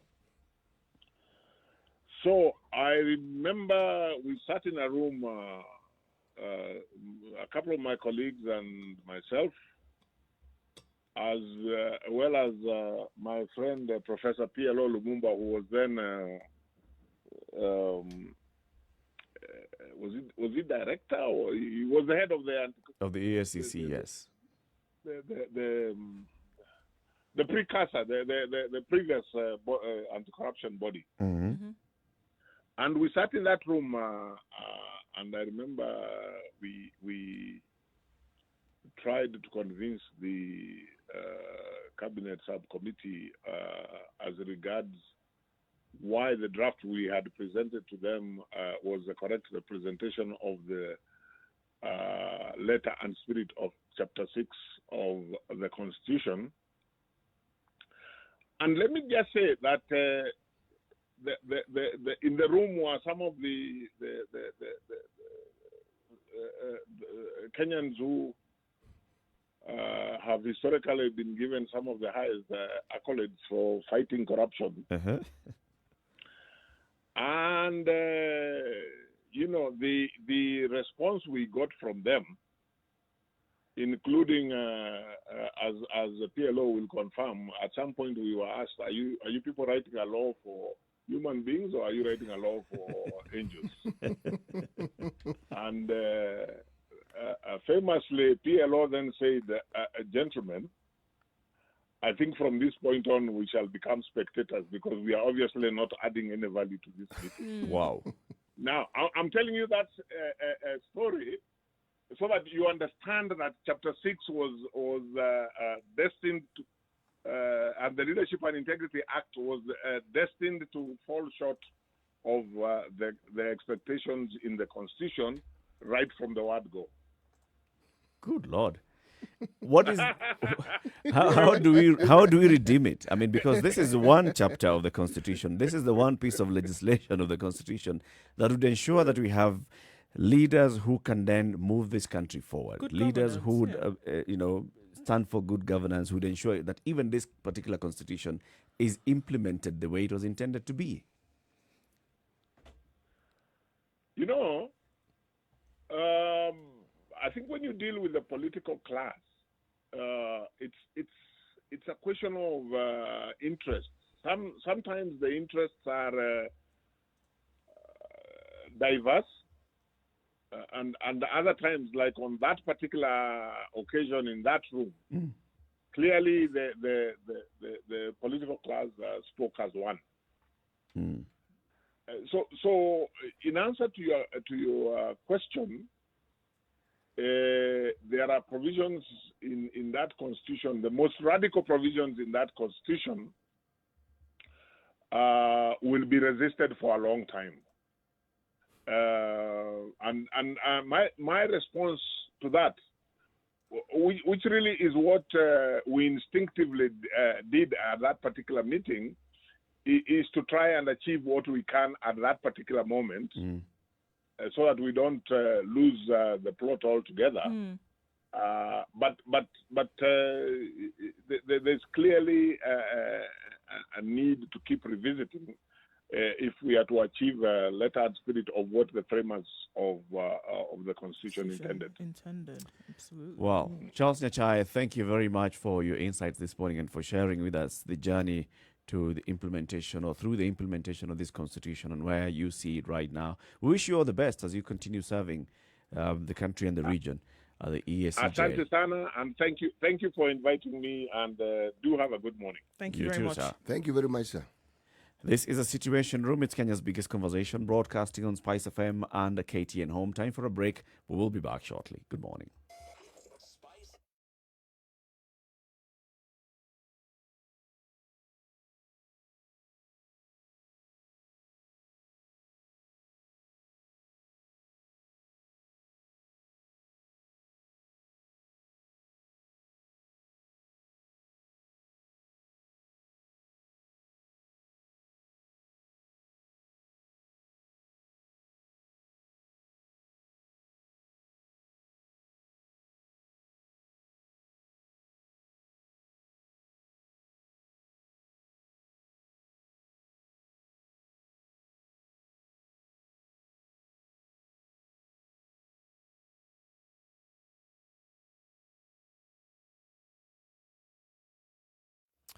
So listening to Charles Nyachai and listening even to others who have talked about this Constitution, I get a feeling that we the people, when we were coming up with all these laws so that we can create a pact between those who govern us and ourselves, we basically forgot to really consider the people that we are creating a pact with. That the governors have their own interest, and we were looking at personalities instead of governors as one uniform class called the political class that will always gravitate towards their own interests. So this is it's where like we are. Entering a marriage and you're the only one who was vested in it, and others are looking outside even before you sign the deal Others are getting on with their lives. properly. And So they even will- when you say that, then the responsibility then lies with the people in terms of implementation. How on earth are they going to do it if there is no interest on the other side? But The other supposed party, interested party, really their mind and their focus is clearly somewhere else. But does it not resonate with what we see continuously, where issues that require action are actually treated with words? But you see, that's the reason why people create a constitution. Because like we are saying, it's a covenant between the people and their leaders. So it's very clear that you, as the people, if you lose your vigilance, then the leaders are just going to do what they wanted to But do what does a in the covenant- first place. what- It doesn't matter what your covenant said if Valid you're not very vigilant. valid point, Eric. Sure. If you lose your vigilance, this is not something you don't take a holiday on this one.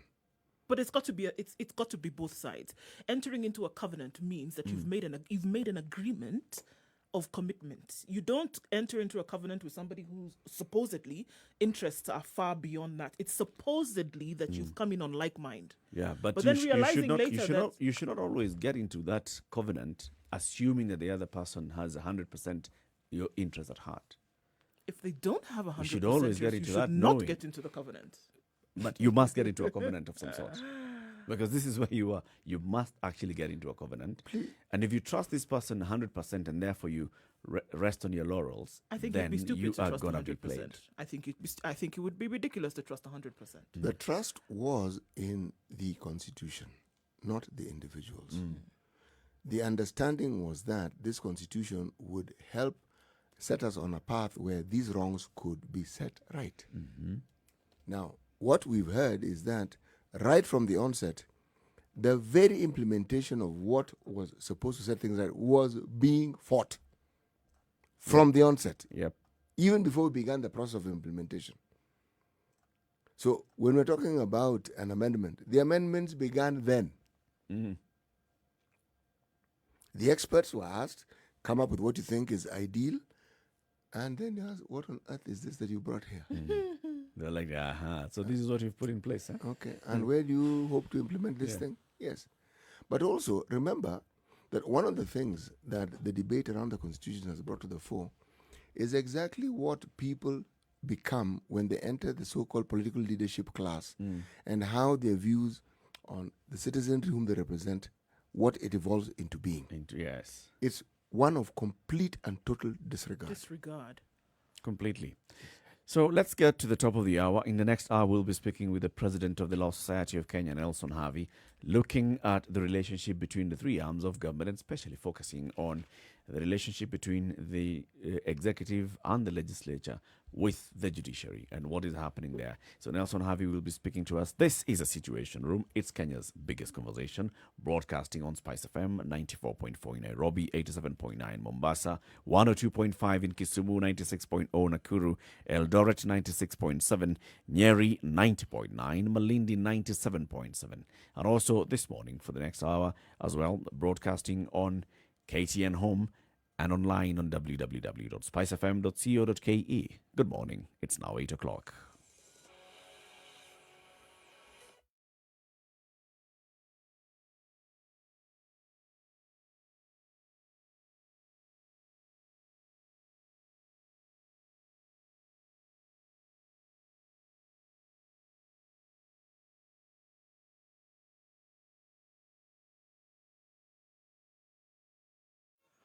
Okay, folks, Mombasa Road today is absolutely terrible, and the problem is that 2 accidents have occurred. A vehicle has veered off the road past the Signature Mall, and thereafter, about 50 meters ahead, a truck has stalled and is now diagonally across the road, and that's going to take some time to move. So the traffic, for some reason, but behind that and ahead of that, all the way to the SGR and then further down, is beyond bumper to bumper. It's crazy, guys. Mombasa Road definitely giving off those vibes this morning. Unfortunately, this is what we see. Cumulative traffic. It's heavy. It's outbound. It's also affecting traffic from Outer Ring that's heading toward Mombasa Road. So you have now this traffic on Outer Ring Road, which was previously flowing. It's not flowing anymore. So that's where we see it's going to be stuck. It's going to be there for a while. It's affecting traffic all the way down to the Nyayo Stadium roundabout. As you head then towards Uhuru Highway, you're going to be greeted by what? Yes, more traffic. So it's that kind of Wednesday morning. We're going to have to sit pretty through this one, guys, and be as patient as possible. If you're stuck somewhere else, let us know. Spice FM KE, that's how you can reach us on Twitter. Everywhere else seems to be moving more or less okay, considering that it's 8 o'clock on a Wednesday. We'll take a look and see how that changes as we move along.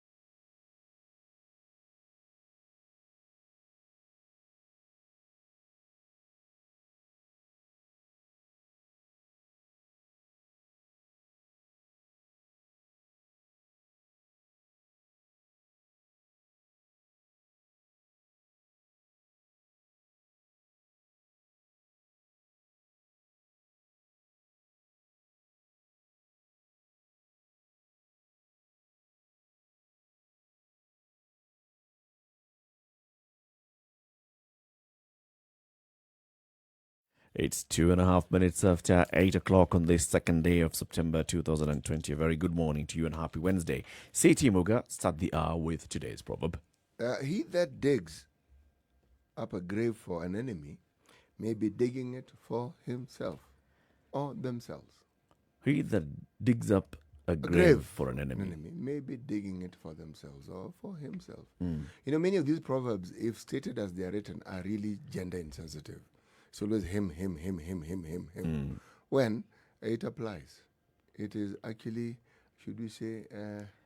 cuts across all genders. Yes, it does. Okay.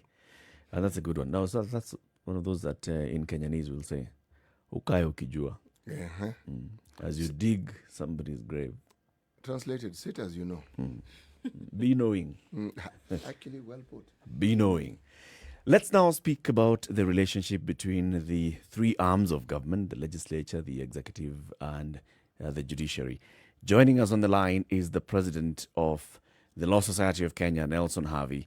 And of course, we want to talk about what we've been seeing as a standoff, the standoff between the judiciary, the Judicial Service Commission, and the president, and the appointment of 41 judges that whose names were taken to the president and told, we have gone through an entire process, recruitment process. We have interviewed these individuals, and we believe that these 41 are suitable to be appointed as judges.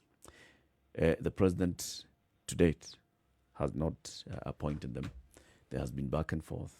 The issue has gone to court. Judges have delivered their rulings on this. There has been, a lot of conversation. The Attorney General has said one thing. The Chief Justice has said the other. And we still don't have these 41 judges taking up office. Now, the question that we want to ask this morning is whether this is also creating an injustice. But let's welcome our guest for this hour, the president of the Law Society of Kenya, Nelson Havi. Good morning, sir. Good morning, Eric Latiff. Welcome to the Situation Room. You're in the room with Nduh Okoh and Njeri Muga. Now, Nelson, let's just get straight into it and look at this standoff over the appointment of the 41 judges. What do you make of it? I know the Law Society of Kenya has made various statements around this, but I just want to hear from you this morning. Is this an injustice? Does the president have any grounds to halt these appointments? Latiff, what the President of the Republic of Kenya has done in the recent 1 year, insofar as the swearing in of the 41 judges is concerned, is a gross violation of the Constitution. I say it is a gross violation of the Constitution because the question as to the scope and power of the President, insofar as the issue of appointment of judges is concerned, is one that has been settled by courts of law in Kenya. It therefore baffles why a president who sought to uphold the Constitution will find it convenient to refuse to swear in judges. And when he's asked to explain the reason as to why he doesn't want to swear in these judges, he claims that he has confidential intelligence reports which indicate that some of the judges do not meet the integrity requirements for swearing in. And look, we have witnessed the bickering between the executive and the judiciary. The Chief Justice insisting that these 41 judges must be sworn in because the wheels of justice cannot move smoothly when we don't have the judges who are required to preside over the hearing of the cases. And more importantly, it interferes with the independence of the judiciary. And if the judiciary cannot function in the manner in which it's supposed to function in a constitutional democracy, of which Kenya is, then we are likely to degenerate into a state of anarchy. Therein lies the problem, Latiff. If I may ask, Mr. Havi, is there anything within our Constitution that would enable our legal system to take action against the president if we take the view that indeed he is abrogating the Constitution? Yes, the Constitution has provided for this. The president may be impeached for several grounds, one of which is a gross violation of the Constitution. Now, taking into account that the judiciary is one of the arms of government, which plays a pivotal role in the determination of disputes amongst citizens and between citizens and the state, it becomes evident that when the President of the Republic of Kenya refuses to swear in judges, and a court of law, and in this particular case, this matter went before the High Court, and the High Court determined as a matter of fact and law that the President had violated the Constitution in his failure to swear in the judges. Now, whose responsibility is it to oversight the President and remedy this transgression? This responsibility is given to Parliament. Parliament has the power to initiate proceedings for the impeachment of the President. But does Parliament have the goodwill? Does it have the wherewithal? It has the wherewithal. I doubt whether it has the goodwill. I say so because it has been my position, which is strongly held by a majority of Kenyans, that Parliament has been emasculated by the executive. And this is because if you look at the manner in which the National Assembly and the Senate act, it is as if they're acting on express directions from the executive, by extension, from the President himself. And lately, bearing in mind that there was a handshake, it looks like there is a pact between the President of the Republic of Kenya and the person who will otherwise have been the leader of the opposition. If we're looking at the reasons as to why the appointment of these judges has not taken place, in your opinion, is there any merit in what the President has given as a reason as to why they have not been appointed? Or do you see it as a smokescreen for something else? There is no merit whatsoever because the Constitution itself has contemplated a situation as the one which the President claims is a predicament that precludes him from swearing in these judges. What is the President supposed to do? The President, through the state agencies that are claimed to have collected information against these judges, is supposed to originate a petition before the Judicial Service Commission against any of the judges who have been recommended for appointment. And it must be understood from the information that has been filed in court that the grievance that the President claims to have is against serving judges of the High Court who have now been appointed as Court of Appeal judges. The grievance does not relate to any of the 27 nominees who were sourced from private practice. So that if a judge is unsuitable for appointment as a Court of Appeal judge, yet is sitting in the High Court, why is he sitting in the High Court in the first place? But this is what ought to have been done ideally. The President ought to have sworn in all the 41 judges and immediately thereafter ensured that the removal process, which commences with a petition before the Judicial Service Commission, is commenced with those he believes fall below the integrity threshold for a judge. Mr. Harvey, I'm asking this as a layman, of course, according to our Constitution and our laws, can the President of the Republic of Kenya be jailed? No, the President of the Republic of Kenya cannot be jailed because for one to be jailed, he or she must face trial, must be convicted, and must be sentenced. The President of the Republic of Kenya is immune from criminal and civil prosecution for the term of his office.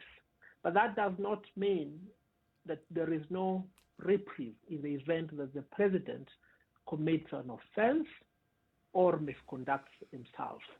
No wonder, therefore, the people of Kenya found it prudent to include a clause in the Constitution which gives Parliament the power to try the President.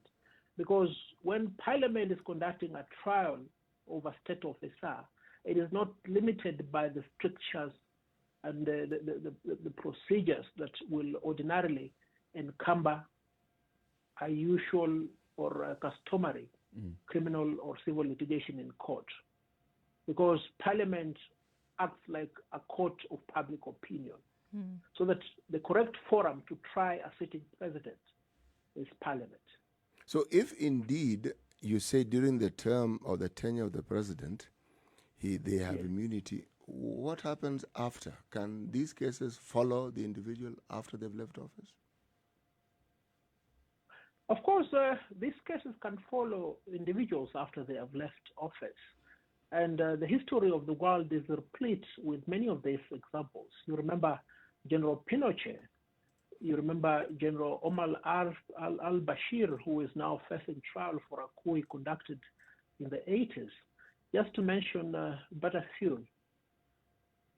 It must, however, be understood that those countries do not have a transformative constitution as we do. And that will explain the handicaps that they had when those leaders were in office. And for instance, General al-Bashir, who is our neighbor here in Sudan, was invited to attend the promulgation of the constitution on the 27th of August 2010. And you saw the manner in which he was treated as compared to other international dignitaries who will otherwise be considered more respected than him. But in conclusion on this particular issue, the quality of leadership of a country is representative of the people. As one former American ambassador in Kenya said, choices have consequences. How do we end up with a situation of this kind? Is this something that we can remedy in future? Why do we have a chapter in the Constitution that deals with leadership and integrity? Why do we have an article in the Constitution that has principles of good governance? Are we really enjoying good governance? Is there leadership and integrity amongst our leaders, and in particular, those at the helm of leadership of this country?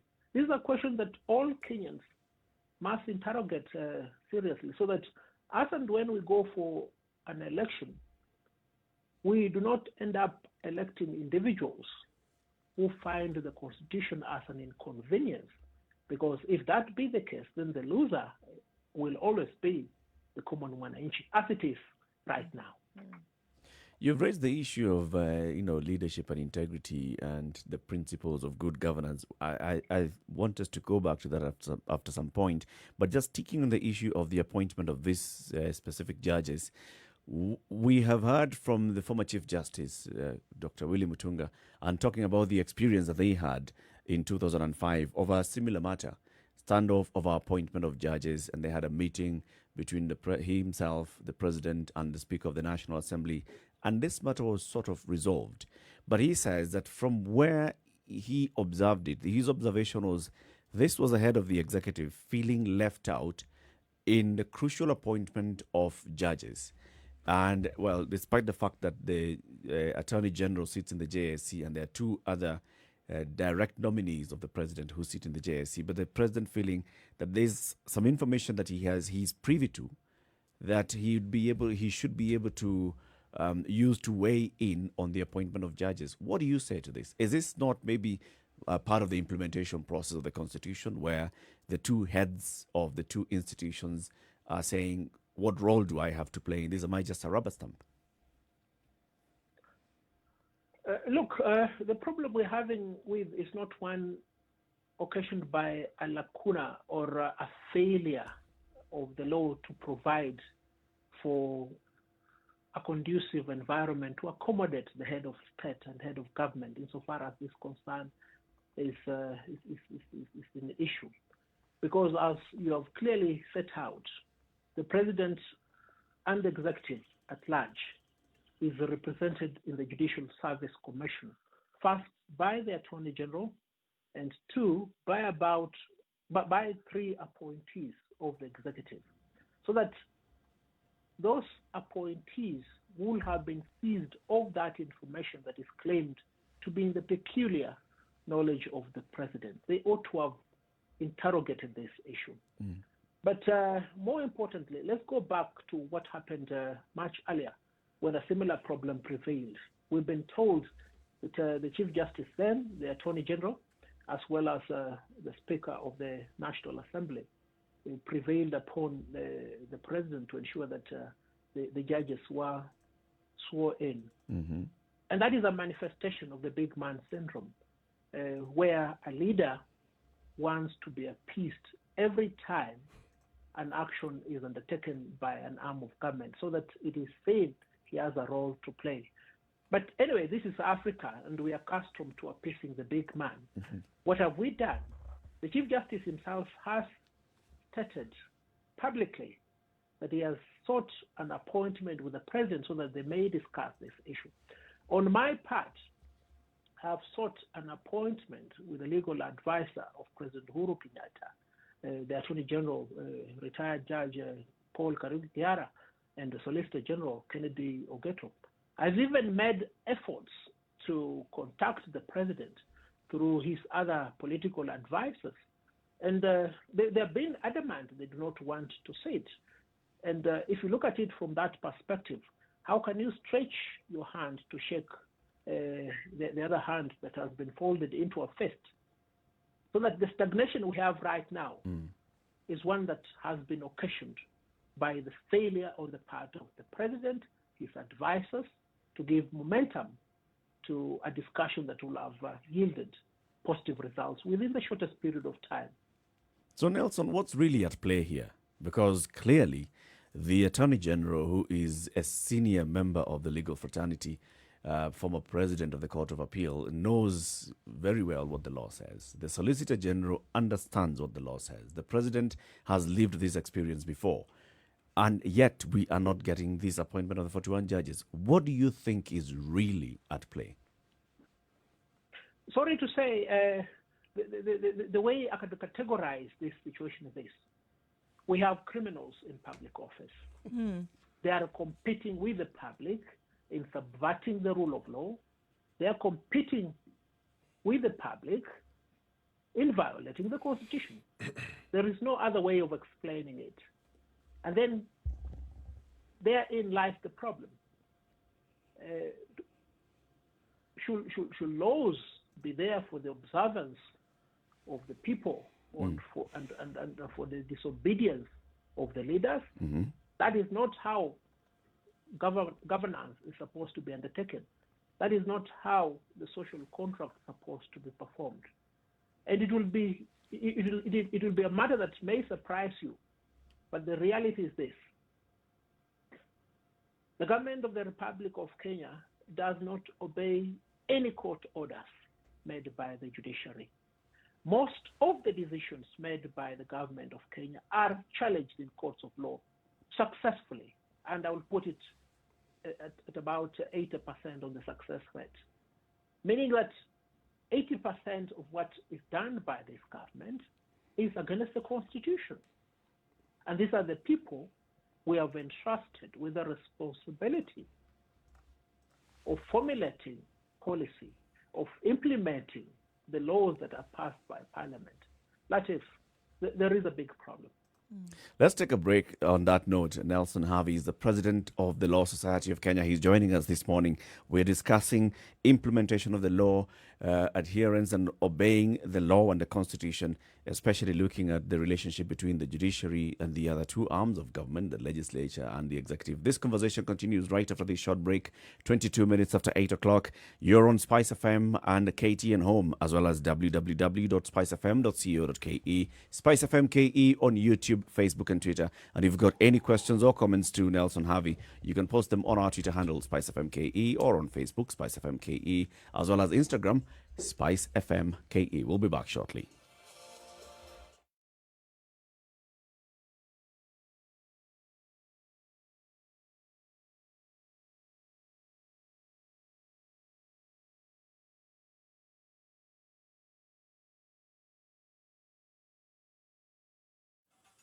We're looking at partly cloudy conditions in Nairobi at 13. We're going to rise to a high of 20 today and a chance of rain later, but it will be cloudy. Nakuru at 13 degrees, partly cloudy throughout today, going to highs of 20 as well. Nyeri, partly cloudy conditions with a chance of rain later. Eldoret sunny this morning at 13. It'll change later though, but skies will open up into some rain.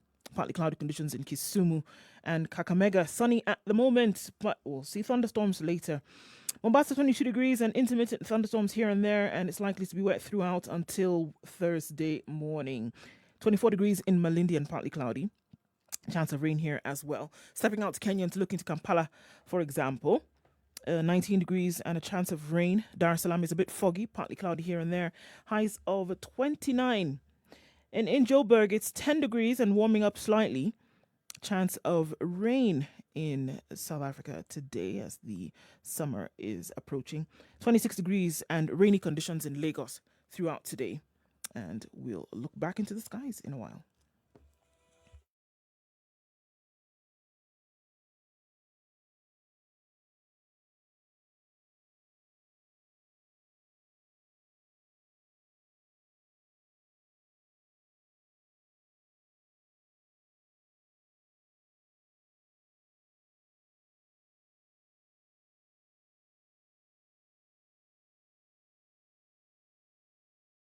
Okay, so still a chock-a-block situation on Mombasa Road this morning, and it looks like it's going to be that way for some time because of the two accidents that we've seen further up ahead. It takes us all the way down to the Nyayo Stadium roundabout and Uhuru Highway also as you approach the CBD and getting out. It's going to be a mess, guys. It's a complete mess on the other side as well. Down home towards Outer Ring and those who are trying to access Mombasa Road from that area. Sorry, guys, not happening. And if you can turn now. Joining Outer Ring from Thika Road also is a problem. The road becomes 2 lanes and then it's added to this traffic as well. So all around is where we see it is terrible. The expressway works that are going on also adding to the traffic today, guys. So this one needs some patience. Okay? I don't know what else to tell you. This is what it's looking like. Spice FM KE. That's how you can get in touch with us. Let us know what you see.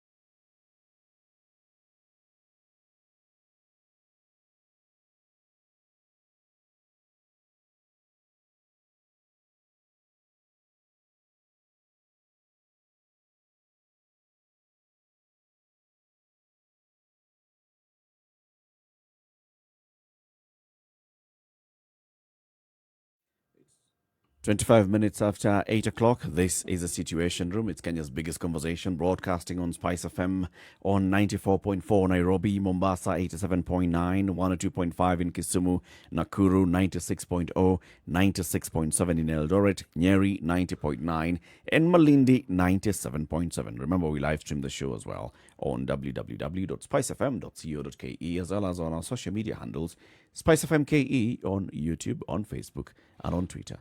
And the conversation also happens on Instagram, and our account is Spice FM KE. In the room this and every morning, Eric Latiff, CT Muga, and Nduh Okoh. And joining us on the line, looking dapper as usual, is the president of the Law Society of Kenya, Nelson Harvey, in a very beautiful office. Nelson, we actually forgot to commend you. This is looking like a very, very nice office. I'd like to come and visit.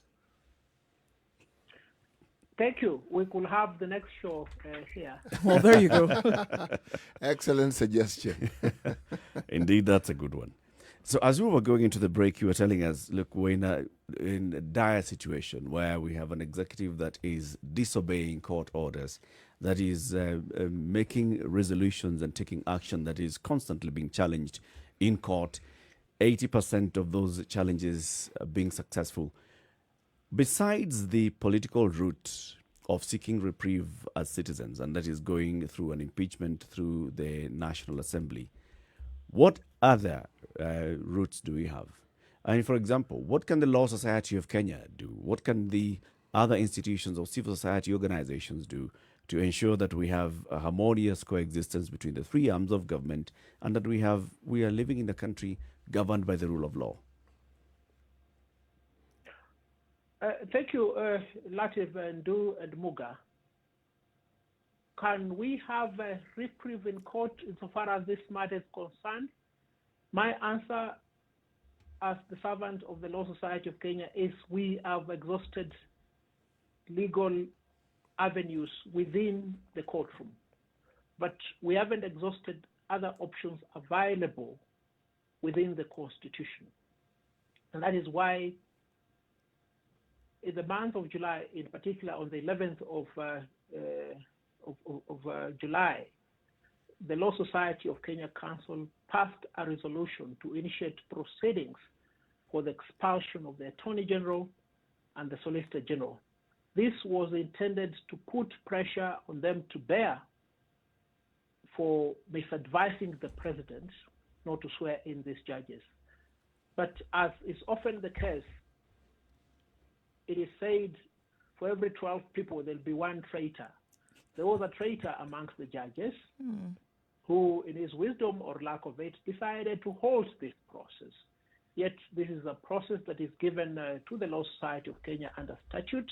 It is a process in which the Attorney General and the Solicitor General will have been heard to explain why, in their view and advice to the President of the Republic of Kenya, these 41 judges should not have been sworn in. As we speak right now, that matter is lying torpid in the courts of law. The Attorney General and the Solicitor General comfortable that they are frustrated yet another judicial process that will have held them accountable or given progression to this matter. At the same time, the Law Society of Kenya Council has resolved unanimously that a petition be drawn and forwarded to the National Assembly and the Senate for the two houses to initiate and undertake the trial of the President of the Republic of Kenya for his failure to swear in these 41 judges, which amounts to a gross violation of the Constitution. That is what we can do as the two primary steps. There are other lawful means that can be undertaken by the Law Society of Kenya to put pressure to bear on the executive and in particular the President of the Republic. And one of those is what we are undertaking right now. Enlighten the public, informing them as to the cause of their problem, so that every Kenyan, be he or she in Gatundu, Moyale, Kisumu, or Eldoret, that the reason as to why you can't get justice is because of the person you elected to be the chief executive of this country. So Nelson, if I could just go before you get to that, if I can just ask you, so if you're talking about then enlightening and informing Kenyans about what the problem is, so are you saying then that the appointment of these 41 or the non-appointment of these 41 judges then is just one problem? Is then that there's certain other things that are inherently wrong that need to be dealt with?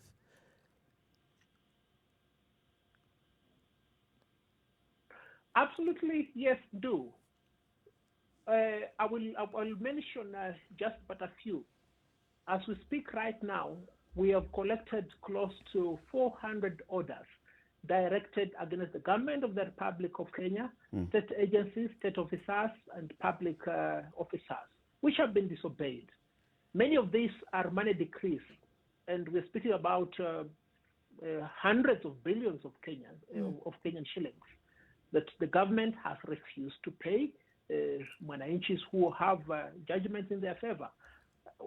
What authority can such a government have to continue being in office?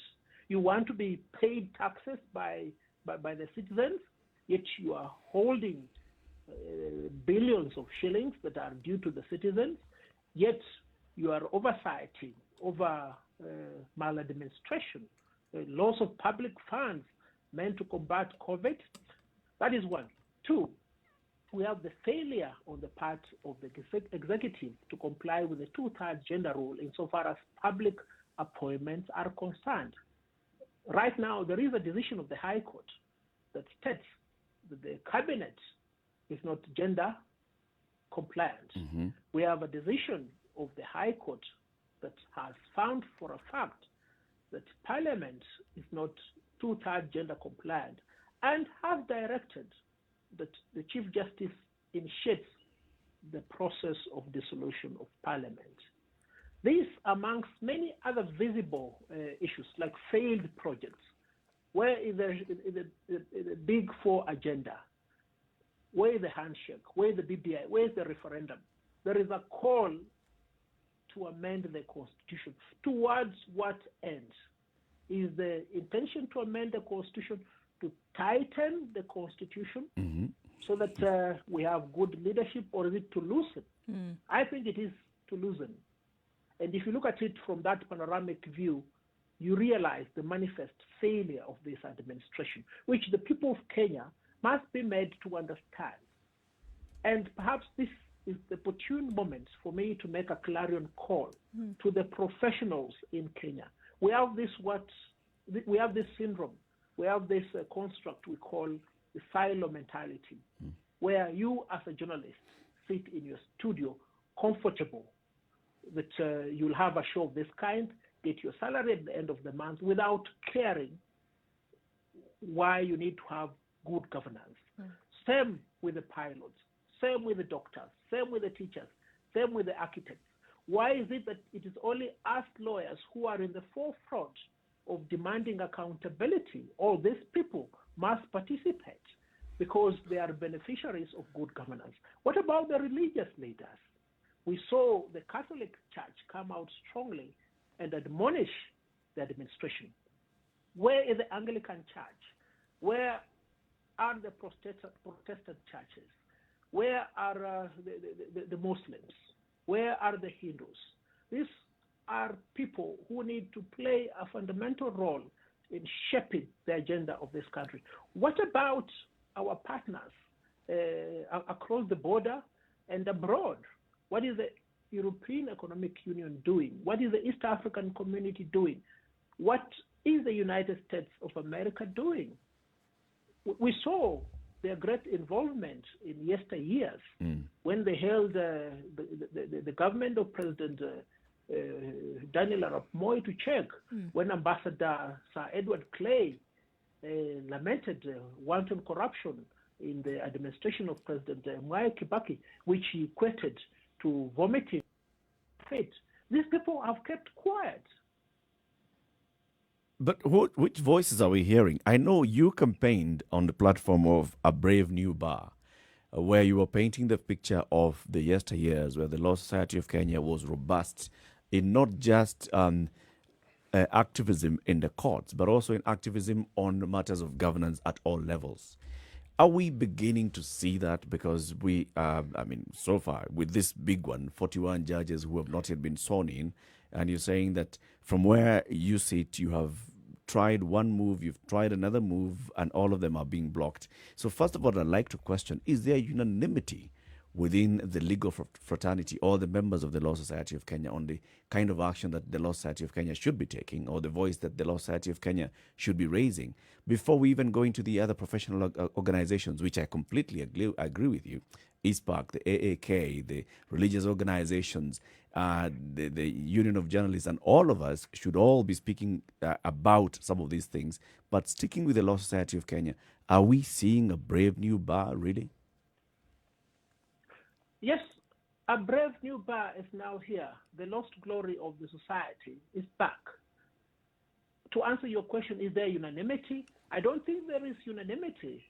And it will be turning logic over its head to expect unanimity in a democratic society. But I can say without any fear of contradiction that the position I speak about is one that is held by a majority of the lawyers.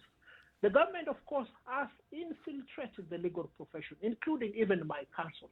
We have government agencies that work hand in hand with some of my council members. We have moles who work for the NIS within my council, and many other lawyers who are sympathetic of the cause of government. They will always work hard to ensure that they weigh us down so that we do not propel the brave new bar agenda forward. But this is not peculiar to me. It happened to all those leaders of the Law Society who preceded me and had a transformative agenda that was intended to benefit the lawyers who practice in Kenya and also the general public. And it must be understood that for a long period of time in the history of mankind, lawyers have played a fundamental role in ensuring that there is accountability on the part of the government. And the reasons for this are obvious, because first and foremost, the Constitution itself is a legal document. You therefore expect lawyers to be at the forefront of demanding its compliance. All other laws, and the Law Society of Kenya is now given more powers by the act that was put in place in 2014, because we participate a great deal in making appointments to boards, tribunals, and other state agencies. And if you look at it from that angle, you realize why the government will be determined to scuttle the agenda we have in mind. But we are not frustrated because we signed up for this assignment. Like I can tell you for now, you've seen in the social media in the last 2 days, very vehement appraisal by individuals who are clearly state agents pretending to be bloggers, who are keen on pursuing a narrative with the expectation that that narrative will slow me down, will slow my counsel, will slow a majority of my counsel and the Law Society from pursuing the agenda of calling for accountability. And you see, what we have been doing is exactly within the mandate that we're given by the statute. Mr. Habib, there are those who hold the view that under your watch, under your stewardship, the Law Society of Kenya has become an opposition political party. What do you say to these allegations? I will echo what Reverend Al Sharpton said the other day. We are here for publicity. We are here to make public the grievances of the people of Kenya. And if doing so will equate us to the opposition, so be it. There is no problem. Because as we speak, we don't have an opposition in Kenya. Yet the Constitution contemplated that we'll have an active opposition. The opposition has been compromised. It has been bought. Parliament has been emasculated. The judiciary itself has been weakened. And if I may be just candid to the three of you, I receive calls. I'm visited every day by a majority of Kenyans, both meek and mighty, who seek that we speak on their behalf because they feel that there is no organ, there is no entity, there is no commission that can advocate for the people of Kenya to ensure that they benefit, to ensure that they get good governance. So that the lamentation that we are in the official opposition is very lame. It's without foundation at all. So essentially, if I hear you correctly, you appear to be saying that the Law Society under your stewardship seem to be the only organ within the government of Kenya, within the boundaries of Kenya, that are actually fighting for the good of the common man. Is that what you're saying? That is what I'm saying. And it is my plea to all other professional bodies to see the need to get out of their cocoons, to get out of their silos. Because when a society degenerates, it is the professionals who lose most. And when there is need for the society to change, to advance, it is the professionals who are always on the steering wheel. Because most of these professionals occupy the strata of the middle class. They're the ones that catalyze change. They're the ones that shape opinion. But if they sit back, especially through their leaders, then they leave a vacuum that is filled by ludlums. You've seen these ludlums always organizing meetings. And funny enough, most of our elected leaders, appointed leaders, go to the homes of these ludlums. They're the ones who shape public opinion. How do we end up in such a scenario? Do we really need, as wolves, to be led by sheep? But do There's we need for a paradigm shift. Do we hear really a strong voice then from the legal fraternity? If we just look at the implementation of this constitution, there are some gaps in the implementation, some glaring ones. For example, coming up with a formula for the implementation of the two-third gender rule in the National Assembly. Looking at others, looking at how devolution has worked or has not worked, and the rampant and wanton corruption in all the 47 counties at the arms of the national government. Some would argue that we are only hearing the Law Society of Kenya coming out strongly when it's a matter that affects their members, because 41 of their members were to be appointed into levels of the judiciary. These are all lawyers. But when it comes to corruption, what strong action do we see? Not just words, but strong action that we see in the fight against corruption, in bringing out the issues of corruption, or even in prosecuting corruption matters in court. When it comes to the matter of the push and the clamor for the gender equity, we have not heard a very strong voice from the legal fraternity. What do you say to that?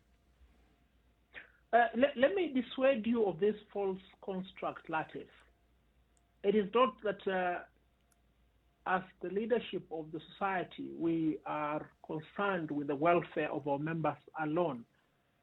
We participate actively in many facets. For instance, the last of the issues that you enumerated, the two-third gender rule, that matter had been pending before the Chief Justice since 2017. My predecessor had not done anything despite spirited efforts by the women of Kenya beseeching him to intervene on their behalf. When they came to me in the month of July, it did not take me more than a week to ambulate into active action. And I went to see and gave them the wave that brought their agenda to the forefront. As we speak right now, the momentum is high that the Chief Justice must advise the President of the Republic of Kenya to dissolve Parliament. What about corruption? We have been in the forefront of fighting corruption. And it must be understood, corruption is not just about money. Corruption is about skewed public appointments that are propelled by cronyism, ethnicity, and corruption. And these have prevailed in this administration. We've gone to court and successfully obtained orders to stop these appointments. What about the prosecutions? Some of these prosecutions by the DCI, the Ethics and Anti-Corruption Commission, and the DPP are well-founded, but most of them are weaponized. It is for that reason, therefore, that I've always said where there is an unpopular suspect in court, I will be there to ensure that the scales of justice are balanced. For instance, ask yourself, where is the propriety in the much hyped prosecution of the DCJ? Yet, we have so many people closely associated with the ruling class who have been involved with credible evidence available in mega graft, but they're not pursued. It's because the war against corruption is targeted, is used for a reason other than the vindication of the rule of law. What about the common Mwananchi? Remember, when the government... Mr. Harvey, are you saying that those who belong to your profession are outside the boundaries of crime, that it is not possible for any of them to actually have committed a crime, or that all the accusations levied against such individuals are of necessity false? No, not at all. In fact, there are many of my members who engage in active crime and have resolved with the support of my council and with the support of a majority of my members. And you saw me last week on Tuesday meet up with the Inspector General of National Police. We will deal with these rogue lawyers.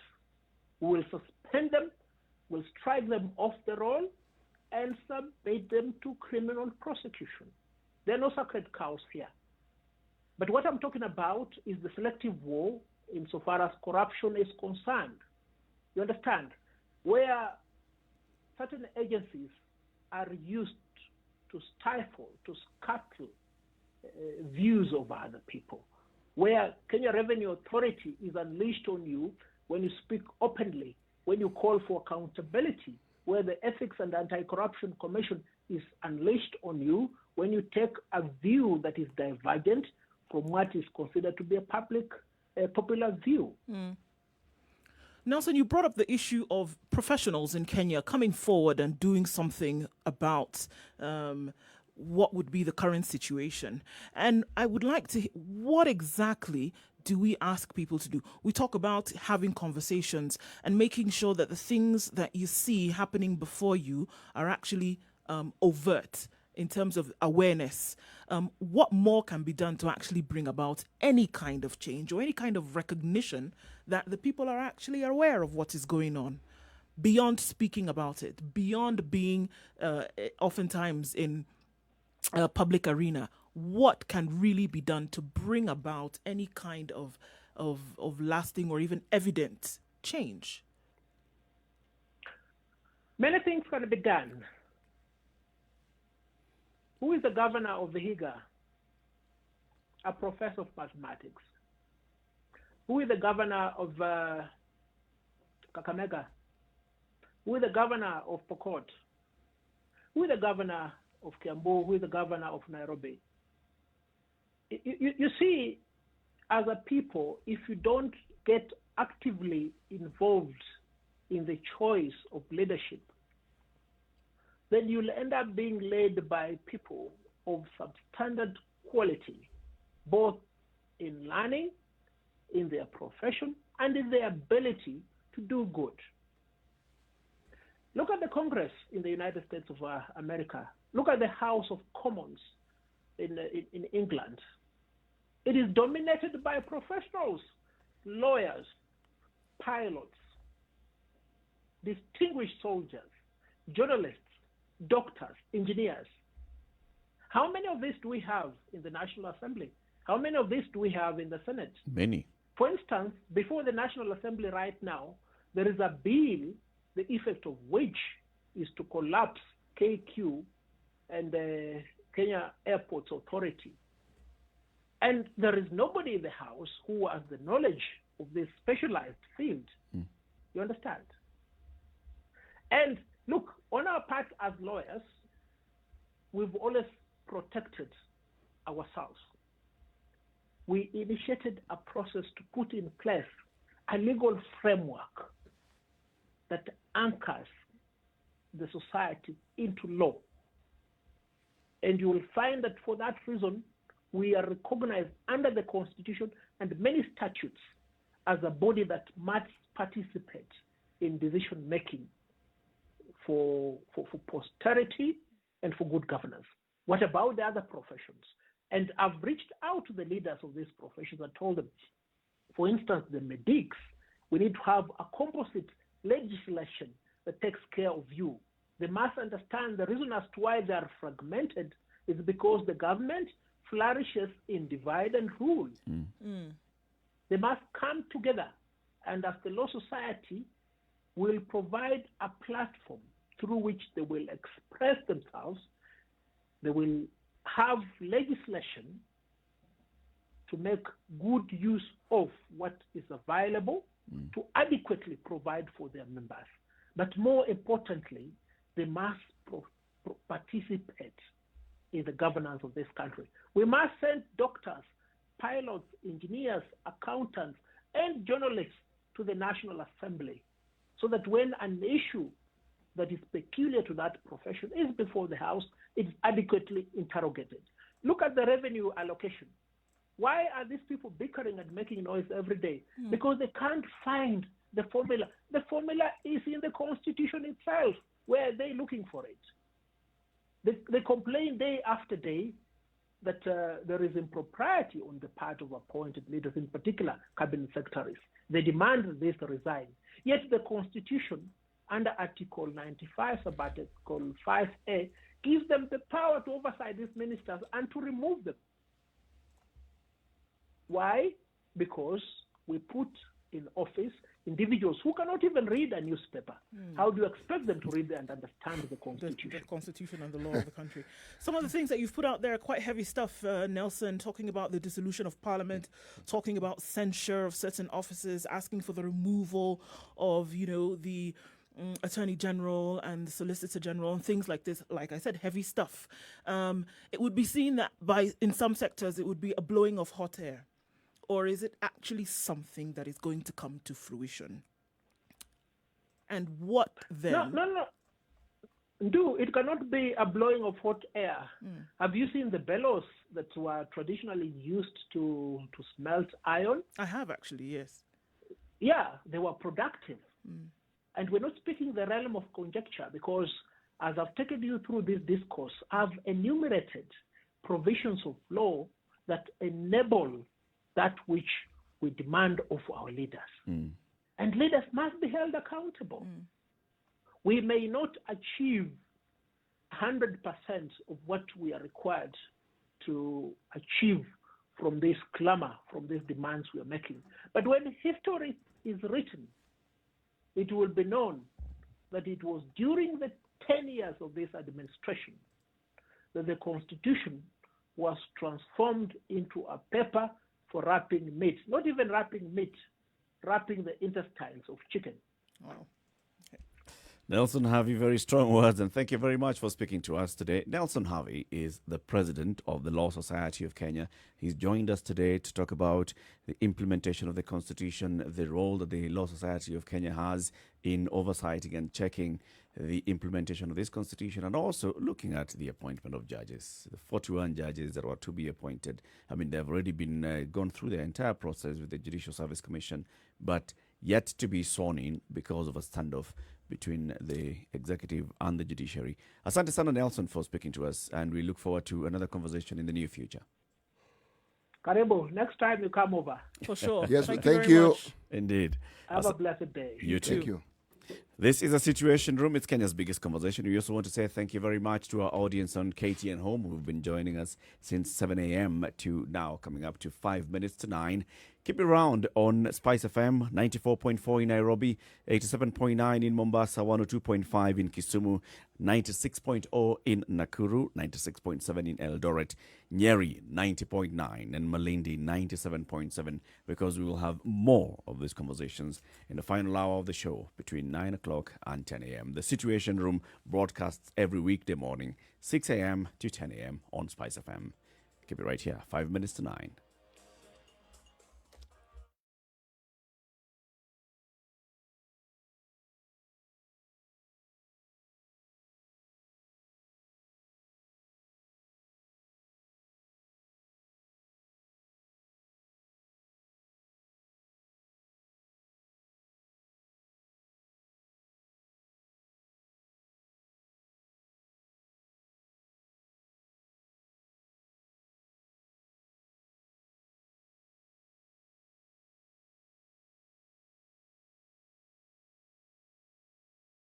All right, 5 minutes to 9. The president of the Law Society of Kenya has spoken to us. You've heard the words of the gentleman saying it's not just hot air, it is useful hot air.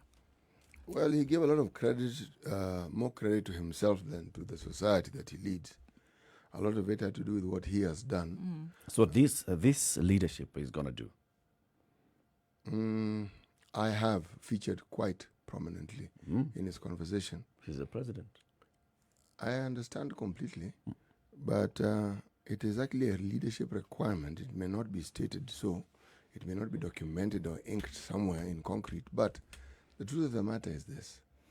Anytime a leadership position is ascended to, it's against the backdrop of what others prior to your being there have done or probably not done.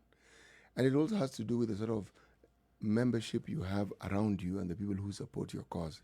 These aren't things you can do on your own, even if you wake up very early in the morning. No. So. Well, I think one thing that's clear is that I think also alluded to the fact that, there are certain things that are being said now. There are certain things that are being agitated for that they may not see, that we may not see the fruits of such during this government. It's possible that you will see an aligning later as a result of the conversations that are being had now. Like I said, there's some heavy stuff that is being proposed. There are heavy things that are being asked to be done. And it is important to have things like that when you're talking about any government, any democracy, any country that's developing along the lines of governance. However, it is also very important to make sure that it is not talking for the sake of talking. It is not just talking for the sake of any kind of political posterity, but that it is actually meant, especially when it comes to the people and how they will be governed and cared for by the country. I must say, though, that I am liking what I hear from the LSK now. Absolutely. The previous one or two administrations and leaderships of the LSK have been rather quiet and silent in matters such as these. And just to hear that the Law Society of Kenya Council can sit and say, you know what, in order to apply pressure on the president, let's use those who are members of this organization. And let's see how can we censure the people who should be advising the president on these legal matters. The Attorney General, the Solicitor General, they are members. Let's put pressure on them and such. And then also going to say we will institute proceedings. And it's a good start. And I only hope that even other organizations, because I believe when you talk about corruption as well, people like the Institute of Certified Public Accountants of Kenya should be weighing in on such issues heavily, because corruption happens and this profession has auditors as the accountants. They're the ones who would understand and be able to see what is happening. If we don't hear loudly from ISPAC, if we don't hear loudly from, when we talk about buildings collapsing and all, the associations that are involved in that, the Engineers Board, the Architectural Association of Kenya, all these. If you don't hear loudly, it's important, because the thing is, if you don't hear loudly, it's almost as though everybody is accepting of the status quo. But what I would have hoped to hear a little bit more of, maybe it's just not just a figment of my imagination, but wishful thinking on my part, is the activities of quiet diplomacy. Because it appears that whenever something has to be brought to the fore, we seem to expect it to be brought with loud noises and an acrimonious language. Whereas I believe that what one is actually gunning for here is change. So even as one threatens, even as one holds a sword over the heads of some of their members, the conversation about quiet diplomacy, all I heard was, we have tried to get hold of the president. That's not quiet diplomacy. That's seeking an appointment. Quiet diplomacy involves the very things they're saying, the very people they're talking about and whom they want to impeach or sack or remove from the role. But quiet diplomacy also involves seeking audience. And if you've sought audience with the Attorney General, with the Solicitor General, and you're not getting that audience. You're not getting this, then you take the next How step. is that quiet diplomacy going to happen? No. Anyway, let's take a break. It's top of the hour. Let's see what's happening on the roads. Good morning. It's now 9 o'clock.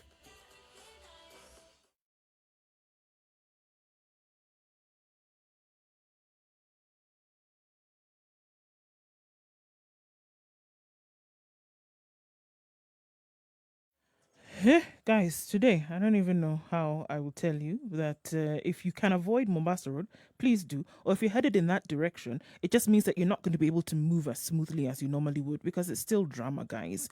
Okay, and also it's happening on Bagavi Way, whereby there's a stalled vehicle. It's a stalled vehicle morning. It has happened there as well, so it's not moving as quickly as you'd like. So this is affecting traffic all the way to the T-Mall roundabout and then on to Langata Road in both directions, actually, because of this. Slow moving traffic on Wayaki Way as well, trying to get into the city. Today's that day. If you're wondering when it's going to happen, it was today. I'm getting off Thika Road. It's been called the Devil's Playground, Mombasa Road. I thought that was funny. So the devil is having some fun there today, unfortunately, to our disadvantage. Okay, so we're not being able to move as much as we'd like. There's some pockets where it's not so bad, but patience is what is needed this morning on the roads. You get stuck somewhere, or you find an alternative, which is what people need today. Let us know. Spice FM KE on Twitter.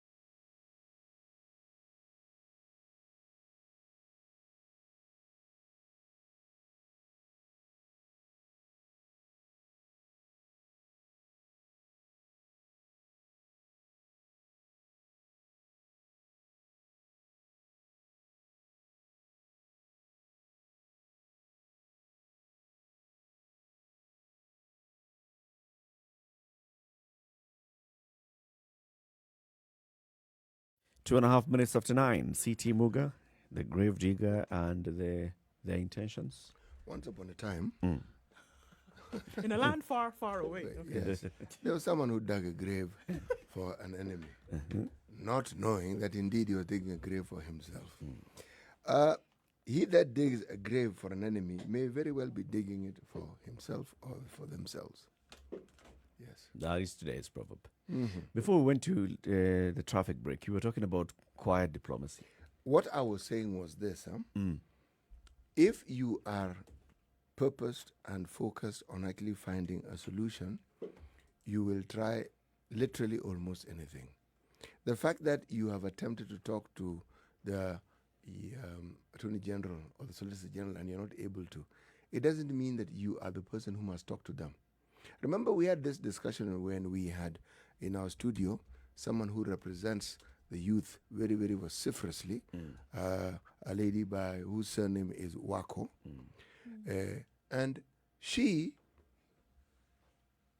among the things she said was that the youth are not listened to. And I posed the question, it's along the same line. Must you be the one who voices it, or can you have someone voicing the same thing for you?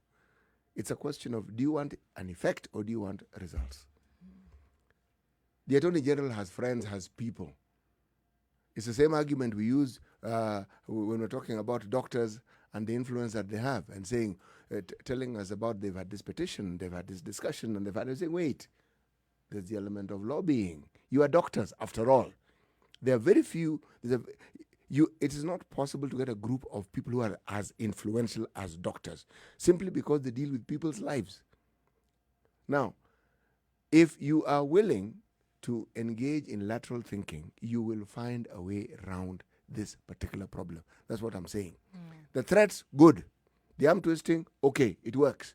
But the quiet diplomacy, as you know it, if it isn't working, look for another avenue. Because one is clearly not working. It's obvious. Yes.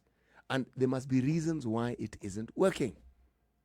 Yeah, some of those reasons may just be as unreasonable as you could imagine. I agree. That, the person is just not interested. So, for instance, remember when we were speaking to the current Chief Officer of Health in the Nairobi Metropolitan, who was then the Secretary General of the Union of Doctors. And he was saying, right, so we were trying both sides. So there's a side of diplomacy. But at the same time, so that diplomacy works, you need to apply pressure. A little pressure, yes. So that pressure then forces somebody to say, all right, okay, so what do these guys want? What do you want? Can we arrive at a solution? Meaning provide them with an escape clause so that at least you mitigate against the embarrassment and the fallout that may arise. But looking at the same thing that is happening with the judiciary, several times the Chief Justice has said, I have tried to seek direct audience with the President. I have tried to send emissaries to his emissaries. And when those emissaries come back, they're like, we have hit a dead end. So both the press conferences, both the direct meetings, both including even the indirect sending of emissaries, hitting a dead end. So Law Society of Kenya is also telling us the same thing. So we are applying pressure, making statements, demanding, going to court, sitting as a council and saying we'd like to, have censure these two individuals. But at the same time, we are sending friends of these people to them. You see, and Eric, telling them, look, you're our member. Can you just do this? You see, what I'm hearing is this. We initiate a certain process and we expect success. Now we don't get success. So here we are lamenting about our not getting the success. It's part of pressure. Yes, and I'm saying this. If it doesn't work, twist it. If the twist doesn't work, hoist it. If the hoisting doesn't work, dig a tunnel. All I'm saying is, if your intention is to ensure that this thing which you tout as being wonderful and good needs to see the light of day, don't stop trying. Keep at it. Let's see you trying and trying and trying, not telling us, we've tried. Because then you're telling us, I have tried and it appears like I'm not going anywhere. And I'm saying, really? Have you exhausted the width and breadth of your imagination? Although, to be fair, City, that's not what Nelson said. He didn't sound like he was saying we have reach the end. No, he doesn't. He was basically He saying... doesn't. The CJ did. The Chief Justice did. Sounded like, I have, trying. Yes. And it's because I think what he said is clear that, this one avenue we have tried. And what you hear us saying now is because we've tried other ways and it has not worked. And that is why we decided to take the direction that we are taking now. And it's, from where they're going, we're hoping it will bear fruit. And you see the resolve and you hear and understand that, look, it's not about giving up at some point, but that is we're going to keep trying. Everything that we can possibly do, we will do, for as long as we continue to have breath, kind of thing. And this is one thing that I have been saying is that if you demand any kind of change and the things that you've tried at some point don't work, that is why you see things get to the place where they have been in other countries in the world, like Lebanon, for example, or Chile, where people have said, you know what, we've tried having a decent, open and honest conversation about these things and urging you to do something about governance in this country. And we have seen that it has not worked. We've tried to have conversations. In Lebanon, for example, we have sent our professionals to you. We've had this conversation. They have been compromised. So guess what? We're going to do something then that is going to not just have you take notice, but is going to have the rest of the world take notice. And we're going to sit here until you decide to do something about it. And the resolve is that they will stay there until you listen and have a conversation about it. There's a comment that I've seen on Twitter, and the lady is saying that she was in Form 1 when we were promulgating the Constitution. She's 24 years now, and one thing that she's learned just from observing leaders, including the President Nelson Harvey, is that they always find someone to throw blame to when they don't do their job. Watch and learn. And it's always because of somebody else's fault that these things have not happened. At no point do our leaders take personal responsibility and say, I have failed. This issue of trying and trying, if you look at, for instance, the unease that the Middle East has had for a very long time, one of the things that happened and that shook the world was when Anwar Sadat, the then Egyptian president, decided to sign a peace accord with his counterpart in Israel. Hey! It was earth-shaking.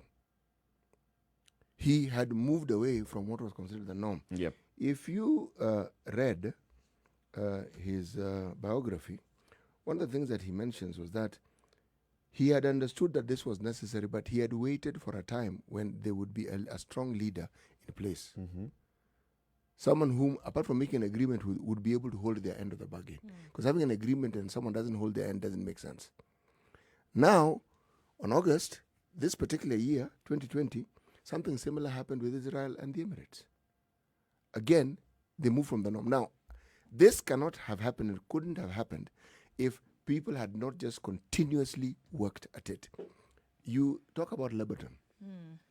The changes that have brought Lebanon to where it is, positive and negative, began around 1975. Prior to that, it was a complete constant. Things fell apart. There was a war zone.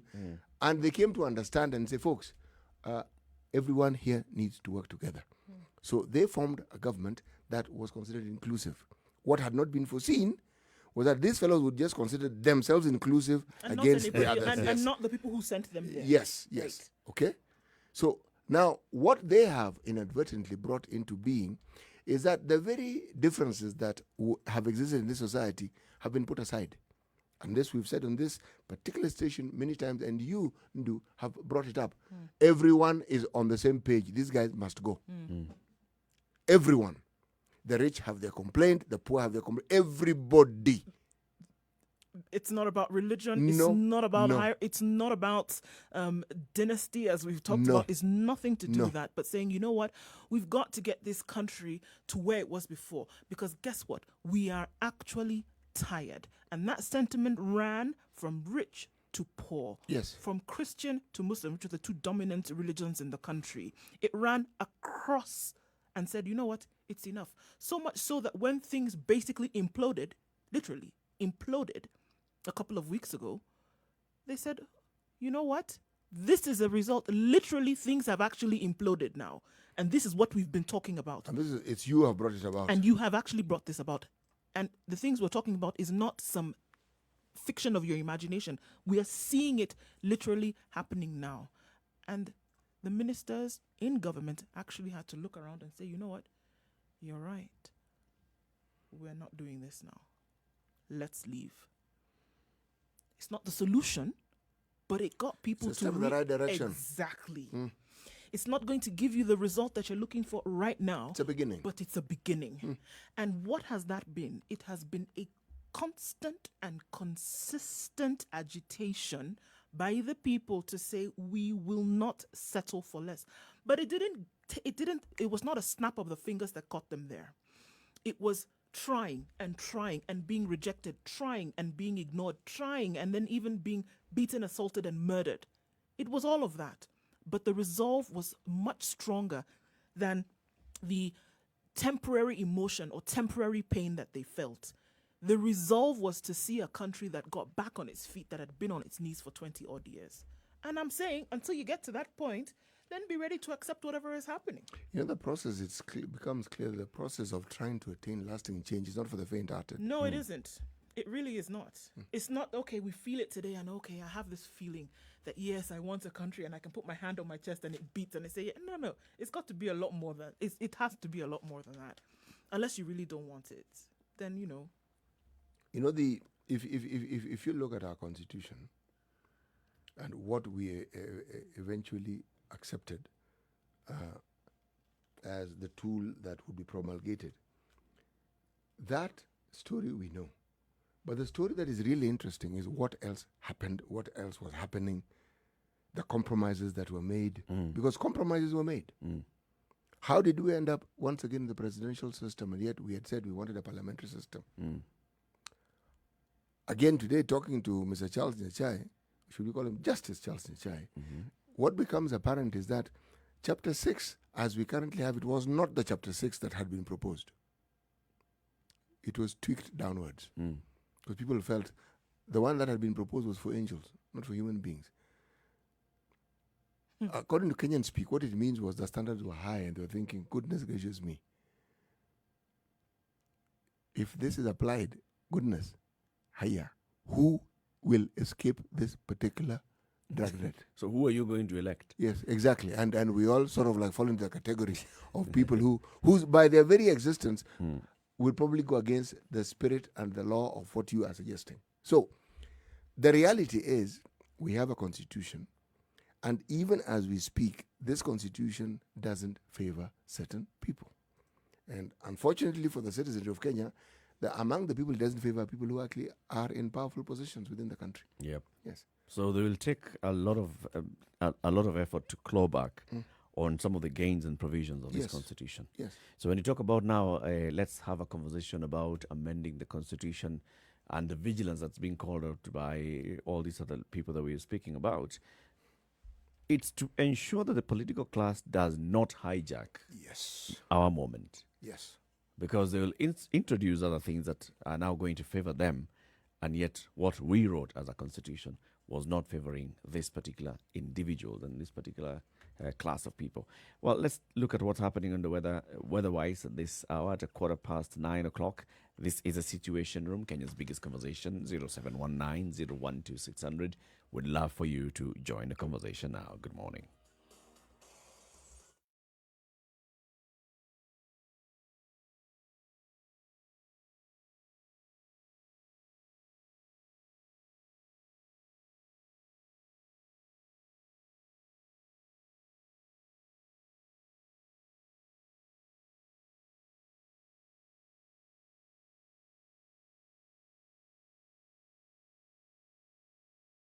It's 17 degrees and still mostly cloudy in Nairobi. Partly cloudy conditions going to follow throughout today. Highs of 25 and lows of 11. Njeri is mostly sunny this morning. It's going to continue like this throughout, going to highs of 23. 17 degrees and sunny conditions in Nakuru, but it's going to change later to rain conditions, highs of 24 and lows of 11. Eldoret is mostly sunny at 16. Go to highs of 22. In the afternoon is bringing in the rain clouds. And in Kisumu today, sunny conditions at 22 will rise to highs of 29 and lows of 18. Partly cloudy conditions in the afternoon. It's clear in Kakamega at the moment. It's going to change later though. Highs of 26 and lows of 15 with rains coming in the afternoon. Partly cloudy in Mombasa, 26 degrees and intermittent rains. Highs of 28. In Malindi today, it's partly cloudy this morning. 27 degrees. The sun will come out at some point and go to a high of 28. In Kampala, it's sunny conditions at 22. It'll change later though as the heavens open up into rain with highs of 26 and lows of 18. In Dar es Salaam this morning, it's partly cloudy at 25 degrees, highs of 28 and lows of 21 with a chance of rain later on. In Johannesburg today, it's mostly cloudy at 9 degrees going to a high of 17. It'll be a cloudy afternoon coming down to a low of 8. Let's take a look into Lagos, where it's partly cloudy at 25, and the showers will come in later with highs of 29 and lows of 24. We'll take a last look into Europe. And in London, it's 11 degrees and sunny conditions, going to a high of 22 and partly cloudy conditions in the afternoon. Paris, clear skies at 12 degrees, sunny conditions all through today with highs of 22. It's cooling down some, coming down to lows of 12. And getting into Wednesday morning in New York with scattered showers. This will be the order of the day throughout the day, going to highs of 28 and lows of 22.